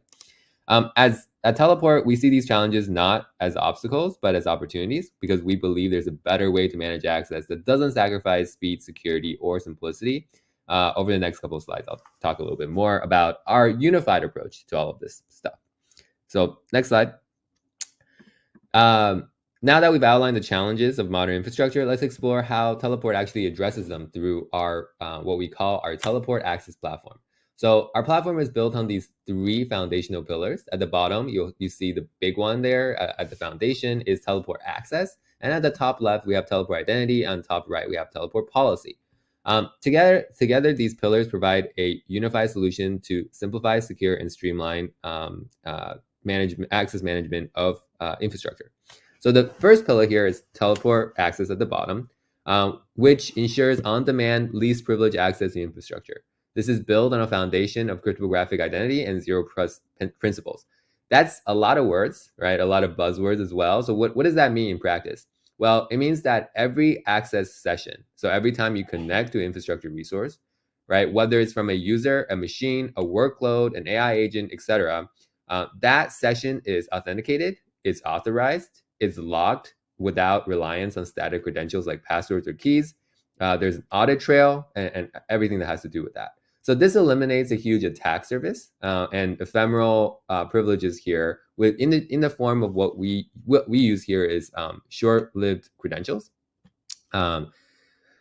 They grant access for exactly the time and scope that you need. So with Teleport Access, and that's what we mean by zero trust and minimizing attack surface. With Teleport Access, you can enforce principles of least privilege effortlessly and at scale. So next, on the top left, we have Teleport Identity, which actually focuses on hardening your infrastructure by hardening your identities. So it provides tools for example here, access monitoring, access requests, access reviews, along with identity locking and advanced, as I mentioned, identity hardening, such as per-session MFA, moderated sessions, and device trust. Just to give you one example, with device trust, with Teleport Identity, you can ensure that only verified and registered devices and users can interact with your system. So this pillar, again, is about establishing a secure foundation where every identity, whether it's human or machine, is authenticated and tightly controlled. And finally, we have Teleport Policy, the third pillar here, which unifies and simplifies access across your entire infrastructure. This pillar is designed to help mitigate, detect, and respond to identity breaches. So for example, it allows you to discover and block shadow access, and I'll show you what that looks like in a demo. And what I mean by shadow access is unapproved or hidden access points, such as like SSH backdoors, and it ensures a rapid response to any detected threats. So by centralizing control, you essentially reduce complexity and try to ensure consistent policies across your on-prem, your self-hosted, your cloud, and your hybrid environments. And together, really the true power of this entire platform, what we call the Teleport Access platform, lies in how these three pillars work together, right? Teleport Access gives you seamless connectivity without compromising security. Identity hardens your foundations against threats, and Teleport policy ensures comprehensive control and visibility. With this platform, you're not just solving today's challenges, you're also building a resilient and scalable infrastructure for the future. And next, we'll do a bit of a deep dive into how this platform, right, translates into real world benefits for teams like yourself. And here we have a case study, and this is a public case study that you can find on our website with Carta. So Carta is a company that manages very sensitive customer data. They serve a lot of startups of various different sizes in helping to manage, cap table, helping to manage stock options, and other financial services. So obviously they require really strict controls because of the sensitive nature of their data, and they try to do all of that to ensure not only the security side, but also they have a ton of compliance standards that they have to accommodate to. So like many modern organizations, Carta kind of faces these three problems. First, right, they need transparent access and auditing controls to safeguard their very sensitive customer data. It's not just security here, it's also necessary for them to run the business, necessary for them to hit compliance, but also necessary for them to address trust concerns from potential users. Second, scaling up their efforts here around compliance is very difficult, especially as the organization grow. And Carta is a company that grew very quickly. And third, they want to streamline workflows for the engineering teams, especially around infrastructure, onboarding, and offboarding, which can be very difficult to control and obviously has very sensitive consequences if you don't offboard, engineering, or if you don't onboard them in a timely manner. It can really slow down how quickly you can ship and your velocity in shipping code. So ultimately, these processes were very time-consuming and also prone to human error because they can be very manual, which impacts both security and as I mentioned, developer velocity. And Teleport provided a solution that directly addressed these challenges. Carta, by implementing role-based access policies with fine-grained auditing for Kubernetes clusters and databases, enabled their teams to monitor and control access at a granular level while meeting compliance requirements. By integrating with Okta, they were able to, by integrating Okta with Teleport, they were able to establish efficient onboarding and offboarding with dynamic role-based access because they can pass those roles and the onboarding and offboarding to Teleport, which manages the infrastructure access. This has ultimately streamlined access provisioning and significantly reduced their manual overhead when it came to onboarding and offboarding engineers, as mentioned. Lastly, they deployed a declarative Kubernetes native installations, which enhanced the maintainability and reliability of the infrastructure. So the result here is that Teleport allowed Carta to enhance security posture while also improving operational efficiency. So developers could focus on their work without being bogged down by cumbersome access policies. And they can, by adopting Teleport, they were able to reduce maintenance overhead, making it easier for them to scale, both securely and in a compliant manner when it comes to, various sensitive customer data infrastructure. So one of the standouts, really, in conclusion, when it comes to Carta is how the Teleport Access Platform really brought together compliance, security, and developer velocity. With Teleport, they didn't really have to compromise one for the other. They could move faster, move more secure, and hit their compliance needs. So essentially, they were able to accomplish all three simultaneously. This is just one example. We have a ton of study cases, and as a couple of slides ago, you saw we have a ton of customers that trust Teleport to do this for them. Last slide before the demo. To wrap up, we basically try to bring it all together and hit home the core benefits of the Teleport Access Platform. At its heart, Teleport drives two key outcomes, as mentioned: improved velocity and enhanced resilience. So these benefits are deeply interconnected because they address both operational and security needs of modern infrastructure, which has its unique and growing challenges. On the improving velocity side, we help teams move faster by eliminating bottlenecks that slow down engineering workflows. So for example, we eliminate access silos, we ensure seamless connectivity across systems, whether it's self-hosted, whether it's cloud, whether it's hybrid. We streamline access requests and we automate onboarding and offboarding of infrastructure access. Therefore we significantly reduce time spent on these administrative and potentially manual and time-consuming tasks.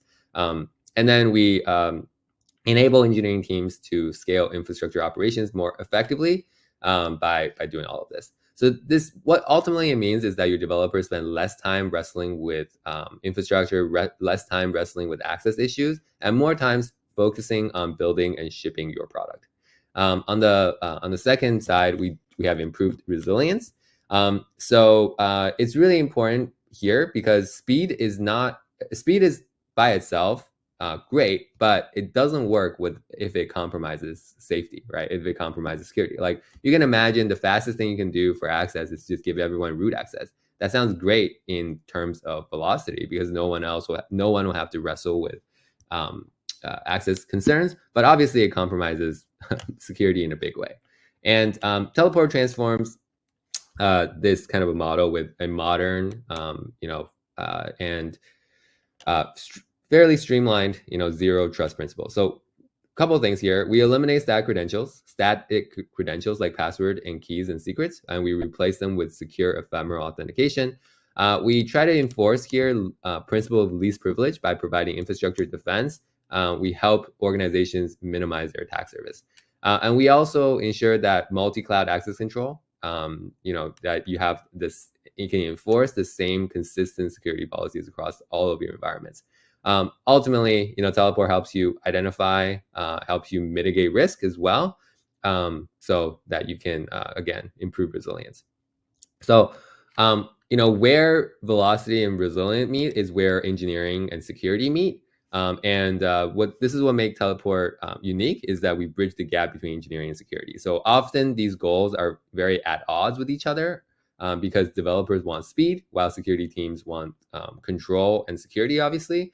And Teleport tries to align these priorities by making secure access easy and scalable, so you don't have to choose. With all of that said, I'd like to dive into a quick demo, and then I'm happy to take questions at the end here. So I will try to share my screen.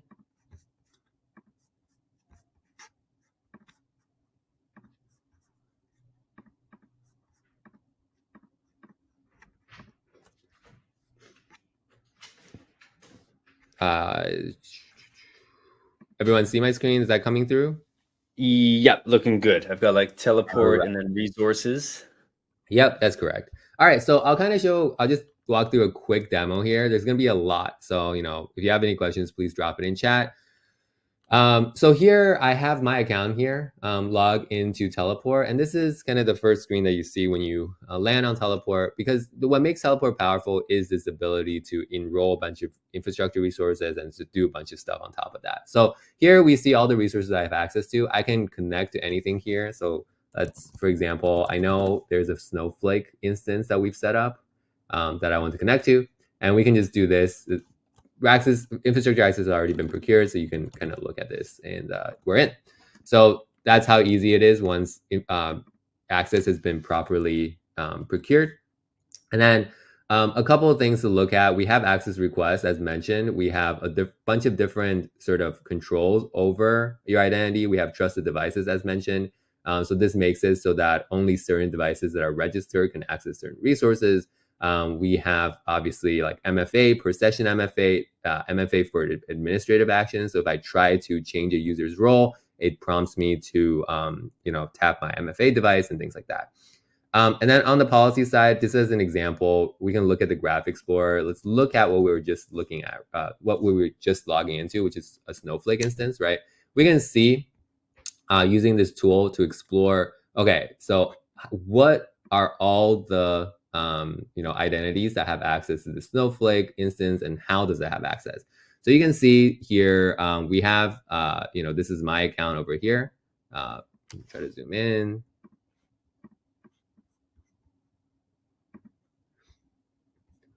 And there's multiple access paths. There's a reviewer path. There's a Teleport admin path that basically ultimately gives me access role, which ultimately gives me access to the Snowflake resource.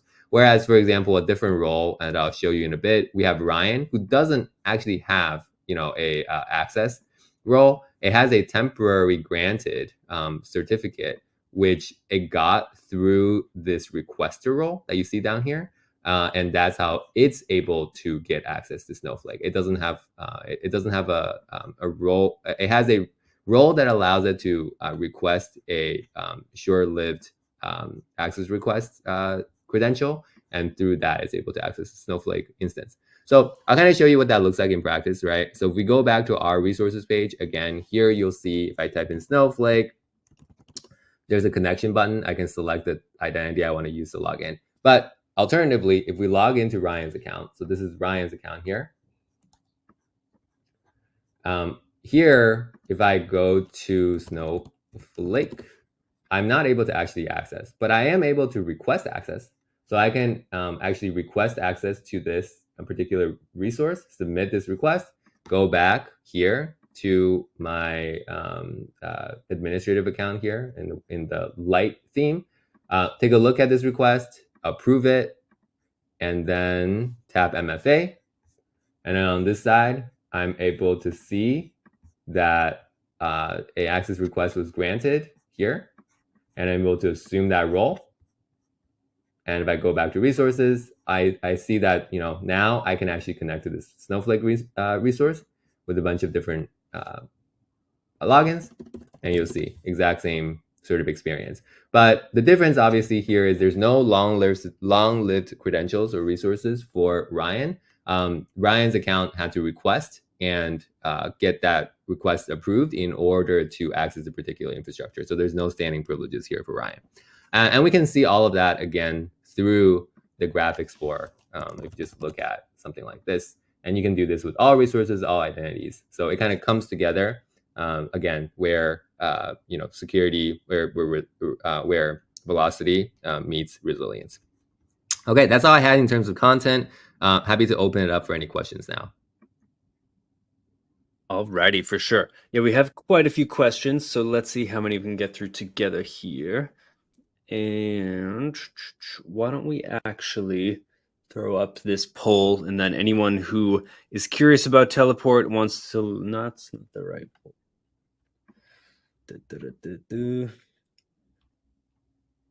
Hang tight. Sure. Sorry about this. Here, no worries. We'll throw this up for now because we have a beautiful image here, and then I'll make sure I get the right poll, and we'll get it popped up in just a second. But with that said, let's get into our first question. So first one I've got tagged here is, we manage a mix of cloud, on-prem, and hybrid environments. How does Teleport handle access across all of these? Yeah, so pretty straightforward. We have integrations. I should have showed this in the demo, but we have integrations with various different cloud providers, as well as you can enroll self-hosted resources, and it'll all show up in the same resources page. Essentially, in the back end, we connect to a bunch of different integrations and a bunch of different ways to enroll resources, and they'll all show up in the same place for you on the front end. Okay, perfect. And yeah, I know you did kind of a short and sweet demo, but I'm sure you could have shown so much more. But there's only so much time in each day. But I think great to kind of see it in action there, and I'm sure people can reach out and get a bit more of a customized guided tour if they're looking for that too. Okay, next question. Does Teleport provide real-time visibility into who accessed specific resources? Yeah, so exactly what I showed is an access graph that we have. We construct that out of existing current access patterns, like who has access to what. We also have, I also should have showed this, but didn't have enough time. We also have auto logs, as well as session recordings. And we also even have a view that shows existing active sessions. So these are all different ways that you can look at who has access to what, and also not only currently who has access to what, but also in the past who had access to what. Okay, excellent. I did get the right poll up there for everyone out there in the audience. So if you are looking at your slide deck, you can now answer that poll and respond with what you're looking for from Teleport in terms of follow-ups. But let's keep these good questions coming in. So next one is, can Teleport perform advanced PAM functions like dual authorization or session termination? Yeah, that's built in. It's one of the critical things for a lot of compliance, and obviously when you're responding to breaches, yeah, absolutely. Yes to both of those. Okay, excellent. What else we got in the queue here? Next one is, someone's asking about the licensing model for Teleport. Are you the right person to shed some light on that? Yeah, I can shed some light on like how we do it in terms of pricing. I'm not the right person to talk about. If you're interested in getting a quote, please reach out to our sales team. In terms of how we license, essentially we offer both self-hosted solution as well as our cloud solution. And for cloud, if you want to start a trial, you can just go to goteleport.com, top right, where you can start a trial. But in terms of how it works, we essentially charge by usage. So if you use Teleport more, you have more users, more resources, then usually it will be like the pricing corresponds to that. Gotcha. Perfect. And then, I have a similar question here. Someone's asking, how scalable is Teleport for organizations of different sizes? Maybe Yeah, you saw some of those. Some of our customers are, thousands and tens of thousands of developers at a minimum. So I'm not sure what you mean by scalable. Is it in terms of like resources? Is it in terms of users? But in general, we've seen some quite large use cases, as I kind of mentioned some of our customers there. We haven't run into any problems with scaling Teleport for these Fortune 10 companies. All right. And are there any, is there a too small kind of thing, or is that? No, especially for cloud. We have customers with as few as 10 to 30 developers. So especially if you're on the smaller side, I definitely think the SaaS product, our cloud solution, our managed solution is probably the right one for you rather than self-hosted, because there is a lot of overhead in managing any sort of self-hosted product. So I would recommend, if you're on the smaller side, to check out our cloud offering, where there's no real minimum on that side. Okay, great. Okay, got a question here from Scott. Scott's asking, we also have systems with no internet. Actually, wait, hold on. I think this is a follow-up. So first question he asked was, we still do a lot of CLI work with SSH. Can Teleport support zero trust with common Linux SSH clients and servers? Yeah. And then For sure. I just showed the UI because it's kind of easy and resonates with the bigger crowd, but we actually started off with pretty much our CLI experience. So you can actually look, it's called TSH, and it integrates natively. So you don't actually have to deploy Teleport for this to work. You just have to do some configuration changes on your OpenSSH servers. But as an example, like you can enroll OpenSSH servers into Teleport and access those through a TSH client that we provide. It's just a client tool that you can download. Okay, nice. Let's see. Maybe we have time for one or two more quick questions.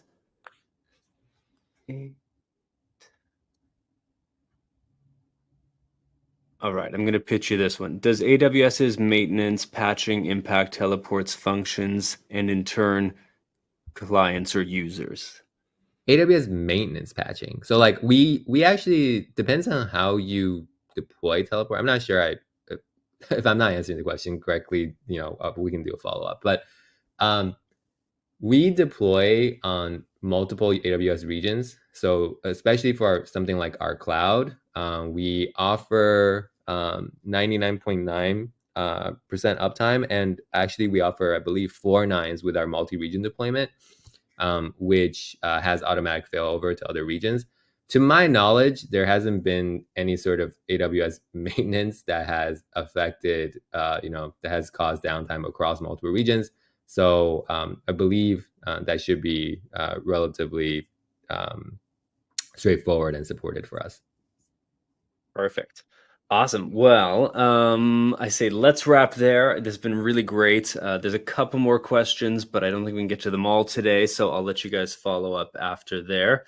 Jody said that answers their questions. So that Awesome. was perfect. Great. Brandon also mentioned, wow, so many platforms use Teleport. Never knew you guys were behind them. So kudos. And with that, I always love to give any speakers or presenters kind of a final sign off. So is there anything you want to share in terms of how people should follow up, or just anything you want to share that's kind of really awesome and going on with Teleport at this time?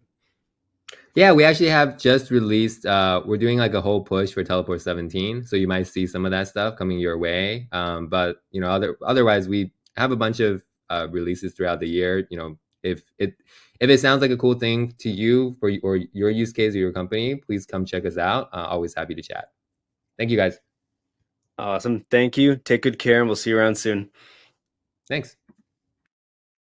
Alrighty, everyone. So thanks for all your questions. That was great. So great to be able to pick an expert's brain here on the MegaCast, which is always such a benefit of these live webinars. So again, thank you, Shin. Thank you to the team over at Teleport. And if you haven't already, I'm going to be taking down this poll. So it's your last moment to say what you're looking for in terms of a follow-up. So again, data sheets, white papers, case studies, etc. It is all there. So just push your button. This is your easy button, your wish list, and you can go from there. Russell saying, great presentations today. Glad to hear it, everyone. Glad to hear it. Quick reminder again about that handouts tab. So you do have a white paper for Teleport there in PDF. It covers modern infrastructure demands, a modern approach to privileged access. So you want to check that out. And without further ado, well, it is again prize time. So I've got another gift card and another MacBook Air going out to a couple lucky winners. Again, you do need to be live and present here at the webinar to win. But if you are here, I am hoping you hear your name and you get lucky. So again, without delaying any further, the fourth $300 gift card to Amazon is going out to Jamie Gore from Oklahoma. And that second MacBook Air is going out to Jess Strange from Pennsylvania. Big congrats to Jamie and Jess. And again, thank you so much for coming on and getting lucky. All right, next up, we have the team from Veeam in the house, in the queue. So excited for this. I actually got to have Julia on last year, probably November, December. And so excited to have Julia First Morgado back in the house from Veeam. She's a product strategy technologist and great presenter. So I'm sending you over the mic, Julia, and enjoy. I'm going to enjoy hearing your presentation. Take it away. Hi, everyone. Welcome to this webinar. It's a pleasure to be here again. My name is Julia, and I'm a global technologist at Veeam. I'm passionate about cloud. I'm an AWS container hero. I'm a CNCF ambassador. So if you ever have any questions, feel free to reach out. And today, we're going to talk about a great topic, very important in today's age, which is securing and protecting enterprise cloud data. So a lot of companies are moving to the cloud, and we have to talk about that because migrating to the cloud is not that simple. It's like the modern day gold rush that we used to have, but instead of gold, the prize nowadays is scalability, agility, and cost efficiency. But with the rush also comes a lot of challenges because these environments in the cloud, they demand advanced data protection strategies that are different than what we had on premises. So now it's beyond those traditional backups. We have to address issues like latency, compliance, and the growing sophistication of cyber attacks. Now, I have this report. I encourage you to check it. You can go through the QR or the link there, which is the State of Hybrid and Multi-Cloud report from last year. We hire independent firms to do this surveys for us. And what does this survey tell us exactly? So these organizations that were part of the report, they said that Two of the most important capabilities that their data protection solution must have is consistently reliable, and also they must support modern cloud hosted workloads. And that means that companies are moving to the cloud. So one of the most important capabilities for organizations nowadays is the support of being able to protect their data on the cloud. Now, another report, and I think this one is great, has awesome information, also from last year. Every year we publish a new one, and this is the Data Protection Trends Report. And what does it tells us is that we asked, actually the independent research firm asked IT leaders, backup administrators, cybersecurity specialists, and not only Veeam customers, but we asked them what they consider to be the most important aspect of modern or innovative data protection solutions. And obviously, they mention having integration with cybersecurity tools, but one of them is also having more workloads from one cloud to the other. And this tells us that today, to be tech-driven means you need to be cyber integrated and hybrid flexible. So it's no longer enough. Backing up your data is not sufficient enough. Organizations also, they need to integrate cybersecurity tools and policies into their recovery workflows, and also they need to automate processes and ensure the flexibility to adapt to diverse workloads across on-premises and in the cloud, and being able to move across different cloud providers. So this is becoming very visible, and also IT teams, they're juggling a lot the question of how do we protect our data while keeping up with this hybrid or multi-cloud complexity. And the reality is that while the cloud promises freedom, cost savings, security, it also opens doors to new threats that we need to be aware of. Now, many organizations, when they migrate to the cloud, they fall into the trap of believing that the cloud is secure and they don't have to think about anything anymore. They just put their data there and they can forget about it. But let me clear something up. The cloud is just someone else's computer. So you still have to manage and protect your data, even if it's on the cloud. So this is also known as the shared responsibility model. And all the cloud providers have this shared responsibility. So you can see on AWS's website, on Microsoft Azure, Google, etc. And it means that the cloud will secure their infrastructure for their services and maintain that high availability, but the customer needs to ensure the security of their applications and the data, access control, everything remains the customer's responsibility. And this means that all the enterprises that are on the cloud, they must implement encryption, access control, robust data protection policies to mitigate any risk that might happen in the cloud. And things are happening in the cloud still, cyber attacks, ransomware, etc. Imagine that you're renting a house. It's the same as moving to the cloud. The landlord will ensure that the house is secure, but you still need to lock the doors and protect your belonging in that house. Now, you may read the news. You saw that there are disasters happening all the time. Last year we had hurricanes, and recently all the fires in California.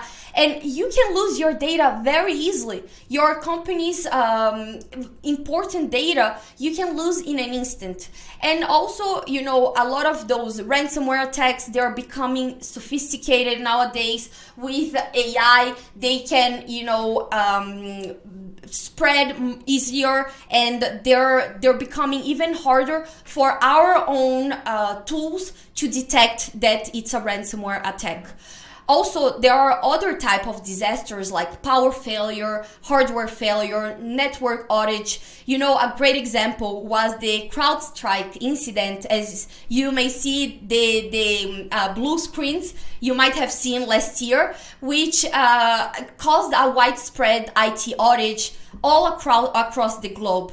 And also there is this Forbes article saying that there is a new ransomware attack targeting AWS environments. So even if you're on the cloud, you're not immune to, you know, losing your data, to these risks that we're talking about.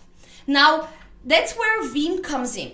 So from leading in data protection for modern workloads to our disciplined approach to data portability, we have our award-winning recovery capability. And I don't like to brag, you know, but Veeam is a full company that has everything for you to secure your workloads, your data, your application in the cloud. So it's not just about backup and recovery anymore. We'll help you with, you know, intelligence. Look what's going on in your environment. Is everything safe? We have AI that can help you. And we're going to talk about all of that in the next slides as well. But what we're truly passionate at Veeam is just keeping your business up and running. That's what we want to do. We want you to be able to sleep at night and know that if your company, your organization is attacked, you will be able to recover that data quickly and get up back and running. And you don't have to believe me, all other people are saying that. You know, Pavel, he wrote a LinkedIn post when his company was impacted by that CrowdStrike incident. And thanks to Veeam's reliable backup and recovery solutions, they successfully restored over 500 Windows servers, providing the effectiveness of Veeam's in this real-world disaster recovery scenario. So we really focus on minimizing downtime, meeting strict SLAs, and we have capabilities like instant restore that businesses, they can recover critical workloads within minutes. So this is a power that you have basically only with Veeam. So it's about orchestrating your recovery and giving you the confidence that your systems will be operational no matter what. Now, the Veeam data platform, which is our bread and butter, provides a unified solution to protect all your workloads, including physical, virtual, cloud native, cloud, SaaS, anything in one platform, so one console for you to protect everything. And its comprehensive architecture enables secure backup, proactive monitoring, and recovery orchestration. So you don't have to worry about, you need a backup, you have to go manually and, you know, start that backup. No, now with you can orchestrate and that will go automatically.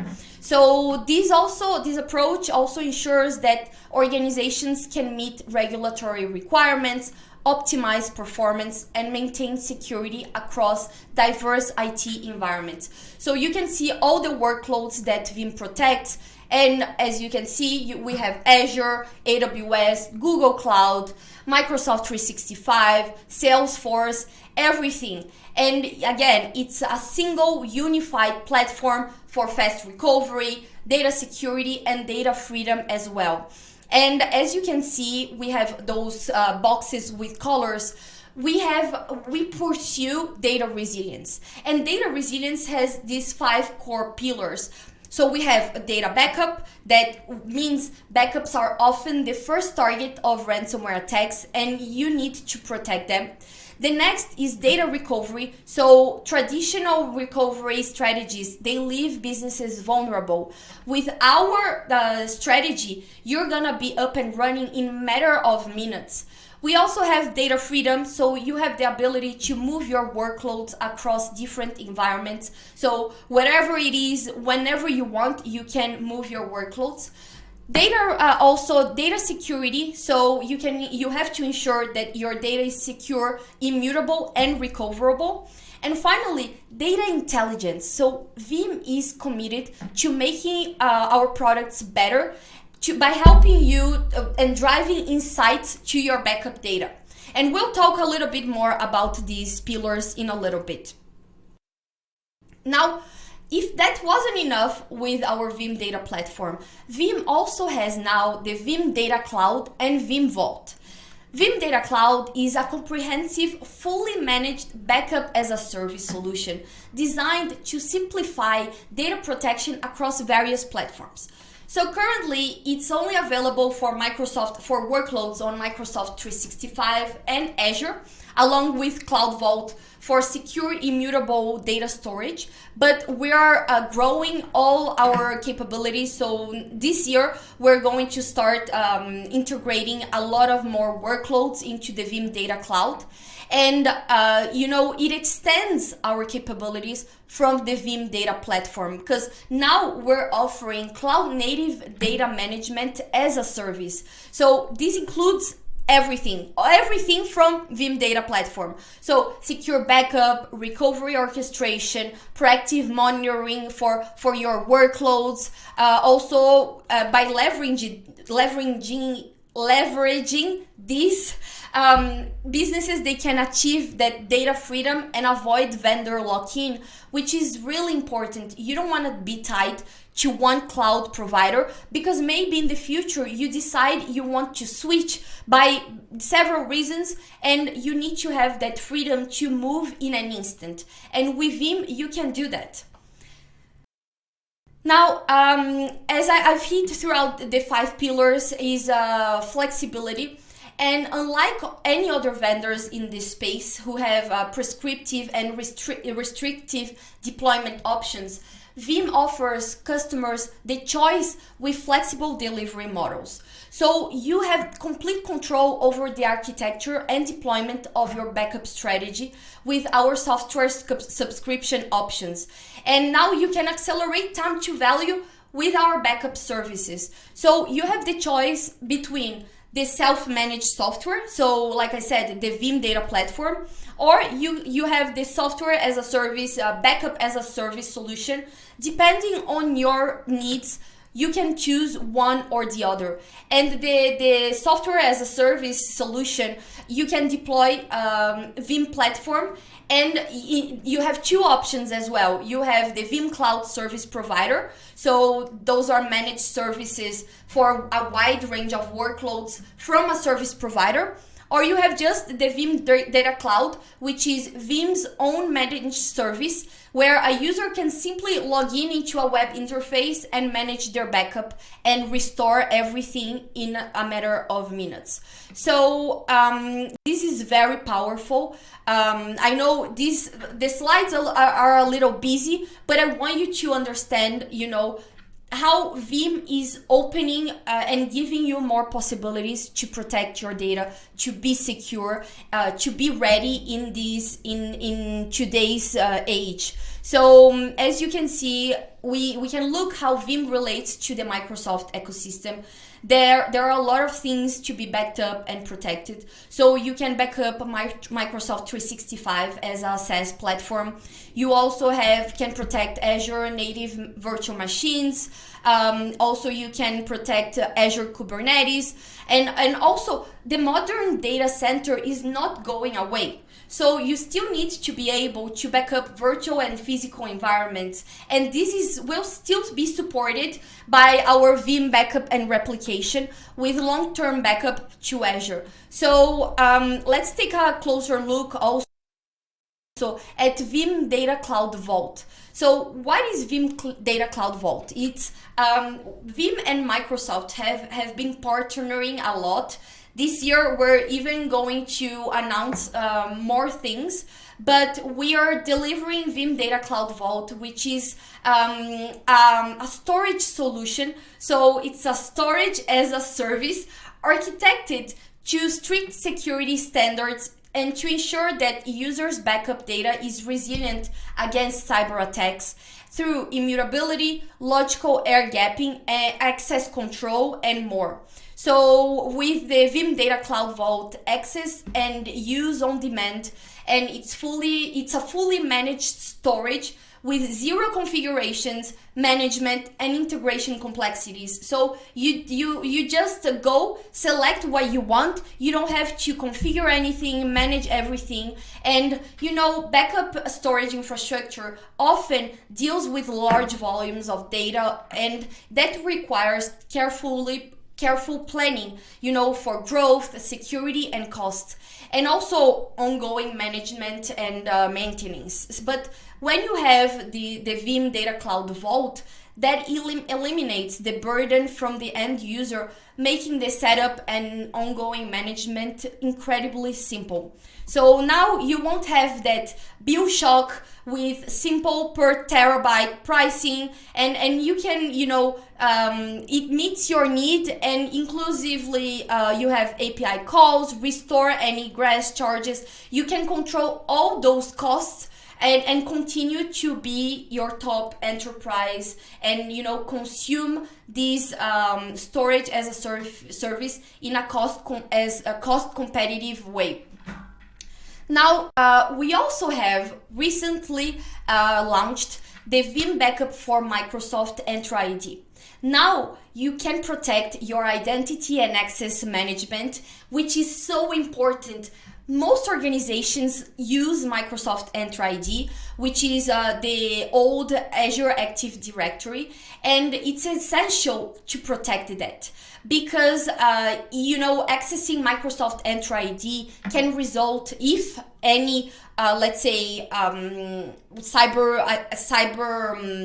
ransomware gang accesses your Microsoft Entra ID, they can have full access to your user credentials across your organizations, and even up to high clearance levels. So that's very dangerous.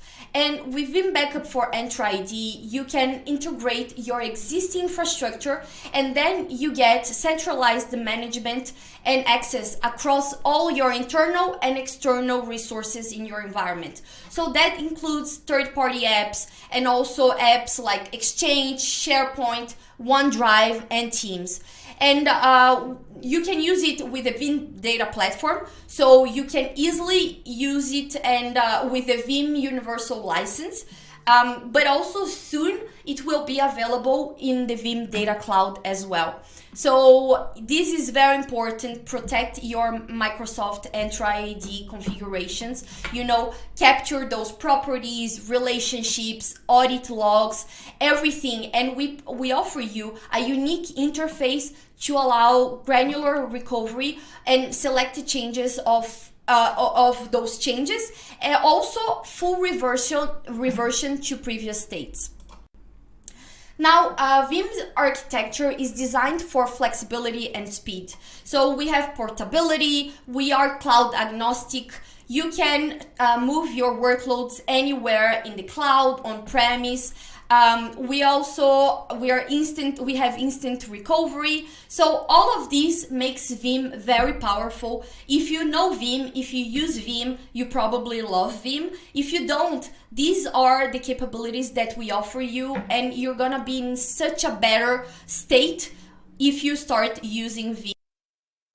And also Vim has this comprehensive approach to cybersecurity. So we recently acquired a company called Coveware, which is a leading provider in cyber extortion incident response. And it's really helping, and it put us in a whole new level for cybersecurity. So we protect you in a complete manner, and no other vendor in the market provides this level of support for enterprise data resilience. Now, also, we have partnership with other security partners, so in this ecosystem, and there are more security integration coming. So we really want you to be secure and protect your applications and workloads. And if we had to talk a little bit about Gen AI, but artificial intelligence and machine learning are critical in modern data protection. And obviously, we are using AI for threat detection, so to identify potential issues proactively. while intelligent diagnostic will ensure optimal configuration and performance. So these technologies that we have, they not only enhance your security, but also they will reduce the operational overhead associated with managing complex environments like hybrid or multi-cloud environments that, you know, enterprises have nowadays. And this was the presentation, very short. If you have any questions, feel free to reach out. I think I still have a few minutes. I know I'm running late. I think I have a few minutes for some questions. But also, if you have more interest in learning about our products, and if you like being part of a community, I encourage you to check our community hub. So it's called Vim Community Hub. You just go on Google, and you know, we have conversations there, we have webinars, we have a lot of things, and you know, we talk about the new releases, the roadmaps, what's coming up. So definitely check the community hub. And let me check the questions here on the chat. Let's see. So here, talking about Azure, how does Vim handle backup performance on Azure with large data sets? So yes, especially now with AI/ML, Vim optimizes cloud backup performance by using features like backup compression, deduplication, and incremental backup. So this reduces the amount of data transferred to cloud storage.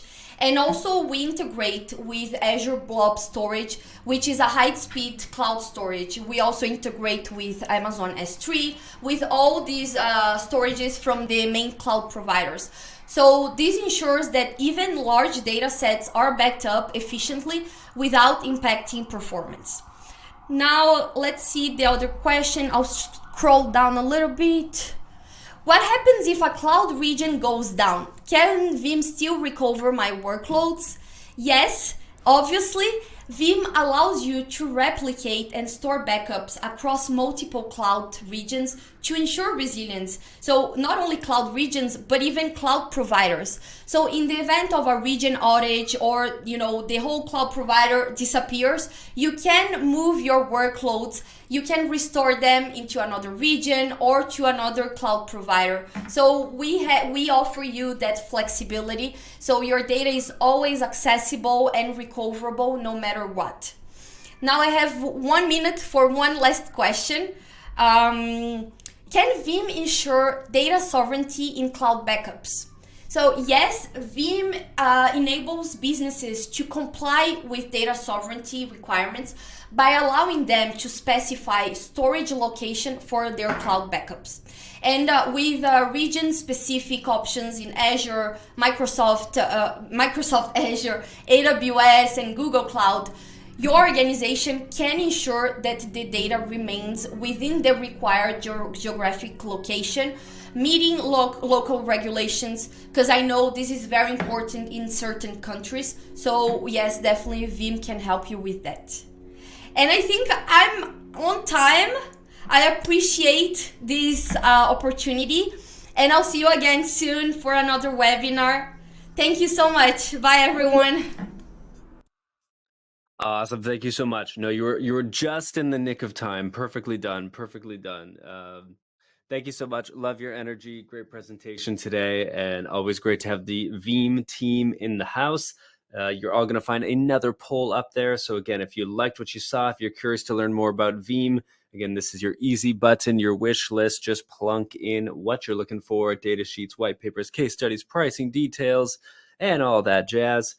Now, we do have another prize to give away, and I do want to also bring attention to the Veeam Buyer's Guide, which is linked in the handout section there. So that one is covering backup and recovery through the small and medium business lens. So if you're falling in that category, this will be a great follow-up document for you to grab and check that out, read it over, pass it around to who the decision makers are, if it's not yourself, and you can go from there.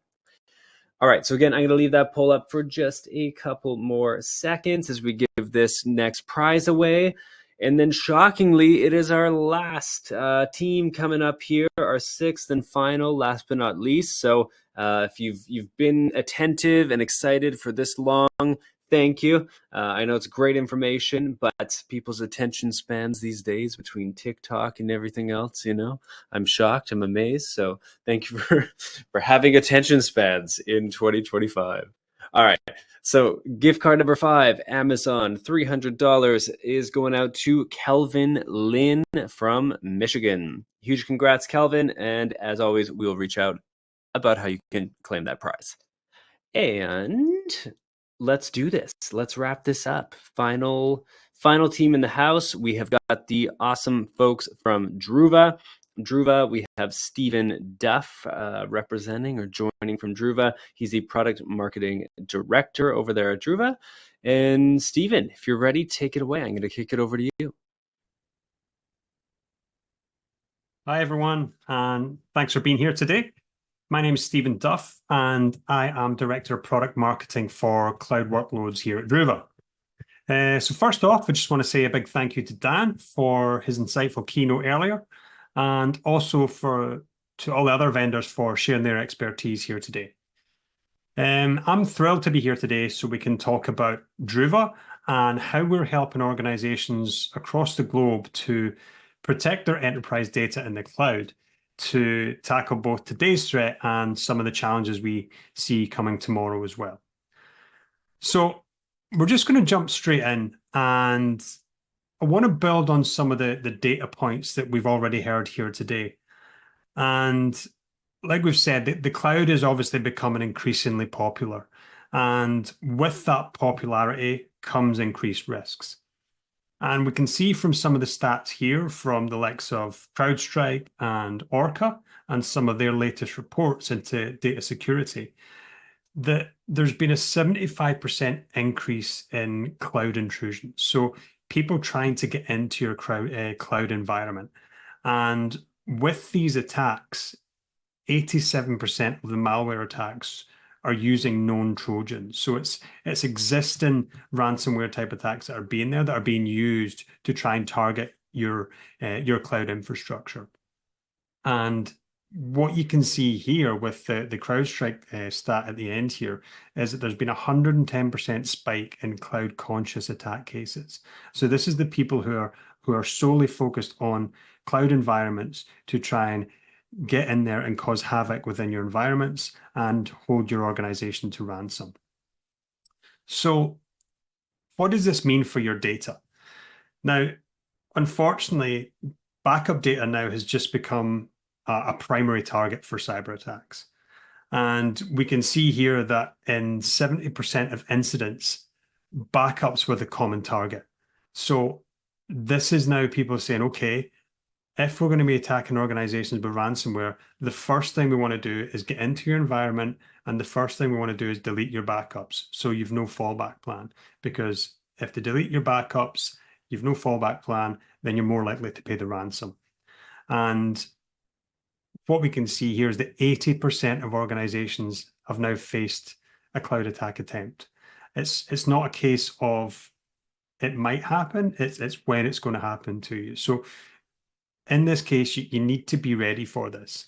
And one of the challenges that comes with this is that while you're trying to protect yourself against all these new challenges that are in the market, cloud cost management is also a top challenge with 82% of organizations. And what this has done is it's basically created a perfect storm where businesses have to balance this idea of mounting risks with rising costs and how do they actually tackle this. So again, when we work with organizations and speak with customers every day, we keep hearing the same things and the key challenges that organizations are facing when they're trying to protect their cloud data. And again, with all these risks, the first thing that's top of mind is what do we do with our backups? How can we address this backup data vulnerability? And like I mentioned, backup data is just as vulnerable as your primary data for ransomware attacks. And again, the idea of storage costs rising as well. So the usual method to protect your AWS workloads is obviously with snapshots. And to add resilience to that, you want to create additional copies. So that could be a cross-region copy or a cross-account copy, or in some cases, you might put it into a backup vault as well. But every time you're doing this, you're creating an additional copy, you're doubling or tripling your costs in some cases. And for a lot of organizations, that's just not feasible. They can't afford to pay for the sort of compliance costs to mitigate the risks. And even when you're taking these copies, there's also that threat of reinfection. So we mentioned before about the backups being a target. So if you're infected by ransomware in your primary environment and then you're backing that up, the last thing you want to do is reintroduce any potential undetected threats into your environment, which is only going to increase the downtime and increase your costs of getting back up and running. So I just want to touch on, obviously, the shared responsibility model, because there's still people out there that don't realize that protecting data in the cloud ultimately falls under your responsibility as a customer. So when it comes to the shared responsibility model, AWS are responsible for securing the cloud infrastructure and securing all the service availability. But for you as a customer, it's your responsibility to secure the data, the applications, and the accounts within the cloud. And it's for this reason that Gartner predicted through this year that 99% of cloud security failures will actually be the customer's fault, which again backs up everything we're saying today, where a robust data protection strategy is essential for you and your organization. Now, most AWS customers will probably just usually rely on the native AWS backup tool, which again, is fine for basic needs. But usually when you start to expand or you grow your footprint within the cloud and have more sort of complex requirements, it can fall short in certain areas. And one of the key ones that we hear all the time is that customers are concerned that it still lacks that idea of a true organizational air gap. So they want to have copies of their backups isolated from that AWS organization in case that's ever compromised. So again, we see all the time there's people where they might push something to GitHub or they might push sort of credentials that get leaked from some sort of issue within the environment, and then people, sort of ransomware attackers, get access to these. They get access to your primary environment. They don't go ahead and do something straight away. There's the dwell time where they actually see what's happening in there, and then they impact your environment. So you want to make sure that your backups are isolated from that primary environment that you're operating your production. And I mentioned as well this idea of snapshot sprawl. So having these additional copies across different accounts, different regions, that's just something else to manage. It's more complexity. It adds more man hours that you need to be responsible for to make sure that you're compliant. And not having that global visibility across all these makes it really difficult to manage. Again, people move on from roles and responsibilities. Sometimes these are the type of things that fall through the cracks. And usually when something's missed, that's when your environment could be impacted. And then on top of this, again, going back to the idea of storage costs, every time you're creating a new copy, yes, it's more expensive, but with these copies, there's no deduplication of the data to help optimize your storage usage. So these are things we hear time and time again, and people come into ourselves to say, like, how can you solve for this? And again, this is essentially where we come in. And Druva provides a comprehensive solution to protect your cloud native AWS workloads and your Azure workloads for that matter. And we do this by providing sort of unmatched security, cost efficiency, and simplicity. And you can see here that some of the core benefits that we can provide and the sort of workloads we provide this for. So it's talking about these air gap backups, but that's on top of the sort of core snapshot orchestration capabilities that we can also provide as well.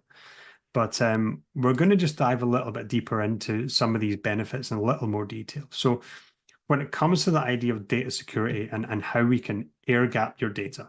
So we talk about this idea of decoupling your backups from your source environment. So by having that completely isolated outside of your AWS environment, it can safeguard them from like identity compromise, credential theft, or ransomware attacks.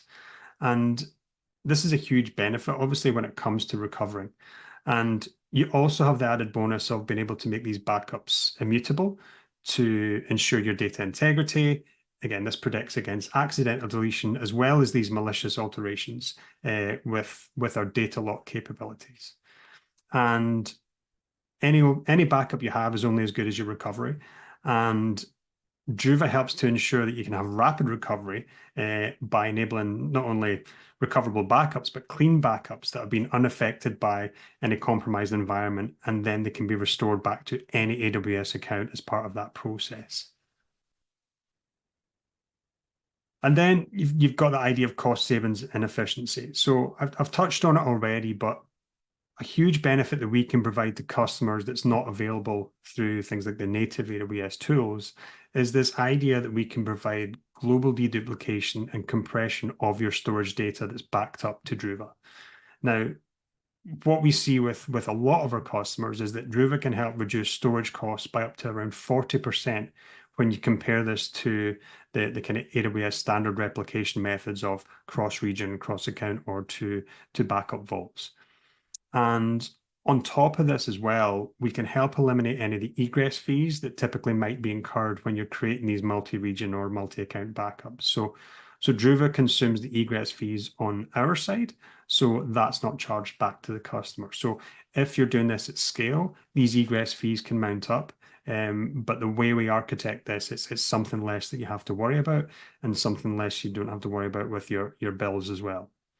And by doing this as well, we simplify the operations when it comes to efficiency. So you're eliminating the need for worrying about these additional copies, complex storage management, creating additional AWS accounts that need to be managed and patched, and having to run any infrastructure. That's not a requirement with us.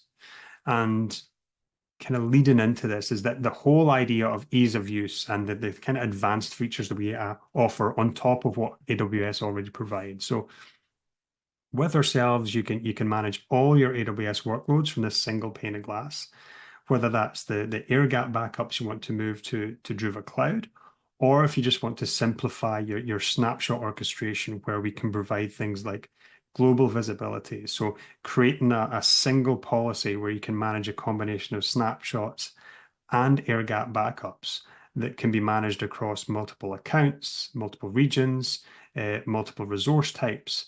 And again, you can do this all by creating a policy by tag, so that every time you add a new resource with these tags, the backup policy will automatically protect these for you. So it makes it a lot easier to manage, a lot easier to scale.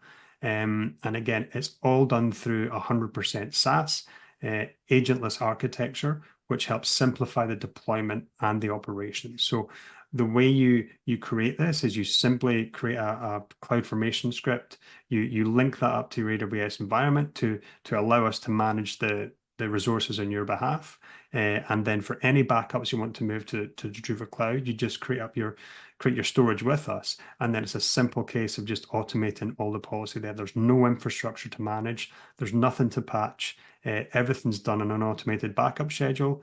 And this helps free up more of your IT resources to focus on more value add activity within your organization. And we mentioned at the start where it's about more than backup. So it's going beyond basic backup and recovery and offering added value features with things like proactive threat hunting that we offer. So what we do with the threat hunting piece at Druva is this allows you to do things like malware and IOC scanning on the backups that you have with Druva. And what this does is it allows you to identify threats within the backups that can help prevent reinfection during the recovery process. And by doing this, it then provides you with these comprehensive insights, so you can actually start to understand infection timelines and the potential scope of any compromise across your backups. And it also allows IT teams and security teams to work closer together if there has been a sort of security incident. So a lot of the insights you can find from the backups can then be shared with the security team to say, okay, well, looking at this sort of the threat hunting piece and threat detection that we have with Druva, looking at the backup data, we can go back to a specific period in time to see, okay, this is when we were impacted. This is when it entered the backup system, which can help with the sort of incident response process that the security team's going through. And again, looking at the log information, the change rates, you can start to see the impact of what's happened within the backups. And then that helps with the whole sort of the ability to restore clean backups confidently to help you minimize downtime. Because again, you don't want to restore impacted data back into production and have to start the whole process again. So having this added value from a security point of view makes sure that you're always recovering clean data. So just to kind of summarize what we've spoken about today is yes, there's challenges out there. There's more than just backup needed nowadays. It's managing this combination of risk and cost. And what we can see here and what we've talked about today is that Druva can meet all of these cloud data protection objectives and more. And obviously, the first thing you want to do is protect your data from standard things like accidental deletion, but also from ransomware attacks, and especially now from things like compromised credentials. And what we want to do here is like isolate that backup data. As I mentioned, it's decoupling that data from your primary production AWS environment to make sure that if that's ever impacted, you've always got a clean copy to restore from. And this really helps with your resiliency and gives you a much better approach than just having sort of cross-region, cross-account, or sort of backup vault things within AWS. And whenever you do implement this approach, it really does help with other parts of your business. So it supports any governance or compliance requirements you may have. You may be working in a regulated industry where you need to have truly air-gap copies that live out with your environment. So Druva helps you with that compliance mandate that you may have. And then on top of that, whatever you're doing, you really want to ensure that you've got cost-effective, high-performance data protection that's not only works, but it's easy to use and easy to manage. And especially if people are starting to scale up into the cloud very quickly, you don't want to be managing lots of sort of updates or patches or versioning, that type of thing. You want to be able to have a set and forget type approach that's easy to use, easy to scale, and easy to consume, and you're only paying for what you use in terms of storage. So again, Druva meets all of this and more. And just on that, if you are interested in learning more, if you'd like to go ahead and schedule a follow-up call, one of the things we love to do with new prospects or existing customers is actually have a call with our experts and talk about how we can potentially save you up to 40% on your backup strategy and walk through a customized TCO analysis based on what you're currently doing and what you could potentially save in terms of storage costs when you move to Druva. Or you've got the option, if you'd like to go ahead and just take a shot on one of our self-guided product tours. Again, these are great for just getting a feel for the product, see the process of how easy it is to set up a policy, how easy it is to create up a backup, how to restore a backup. And if you want to do that, you can just scan the QR code in this slide. Or if you just want to learn more, you can just go ahead and visit druva.com. And with that, I just want to thank you all for joining us today. Really do appreciate you taking out the time on your busy schedules. And also a big thank you to Dan and the rest of the Actual Tech Media team for hosting us today, and to all the other speakers for sharing their insights as well. And with that, I hope you have a great rest of your day. Thank you, Stephen. Absolute pleasure to have you on. Another poll up here, the sixth and final. So if you guys liked what you heard from Stephen about Druva and you guys are looking for a little more information, again, you know the drill by now. Feel free to jump on in there and give your responses. Again, great presentations throughout the day, as mentioned, great keynote. Super thankful to have all this engagement. We don't have Stephen sticking around for questions, so if your questions were sent in, don't worry, he'll follow up after the fact, but just on a quick turnaround or tight turnaround today. And with that, let's wrap things up here, everybody. So quick reminder that the handouts tab is there as we wrap up. This is your last chance to download or grab any of those links and bookmark them there. Druva, of course, has got a resource in there for you as well. So you want to grab that. That is their data sheet, so a link in there. And that one is titled Defeat Ransomware Attacks with Air Gap Backup and Accelerated Recovery for Amazon EC2. And again, we got some prizes. So last couple of prizes here. We've got the 6th and final gift card, and then we've got the 3rd and final MacBook Air. You do need to be live and present here to win these prizes. So hopefully you are listening in and you can hear your name right now. And with that, let's give them away. So gift card number 6 is going out to Wade Mayer from Illinois. And MacBook Air number 3 is going out to Joseph Moore from Nebraska. Now, if you stepped away at any moment or you missed it, I'm just going to read out all of the prize winners from the session today. So again, 6 gift cards and 3 MacBook Airs. So gift cards went out to Thomas Ugaretz from Wisconsin, Navish Bapana from Michigan, Isaiah Natoya from California, Jamie Gore from Oklahoma, Kelvin Lin from Michigan, and Wade Mayer from Illinois.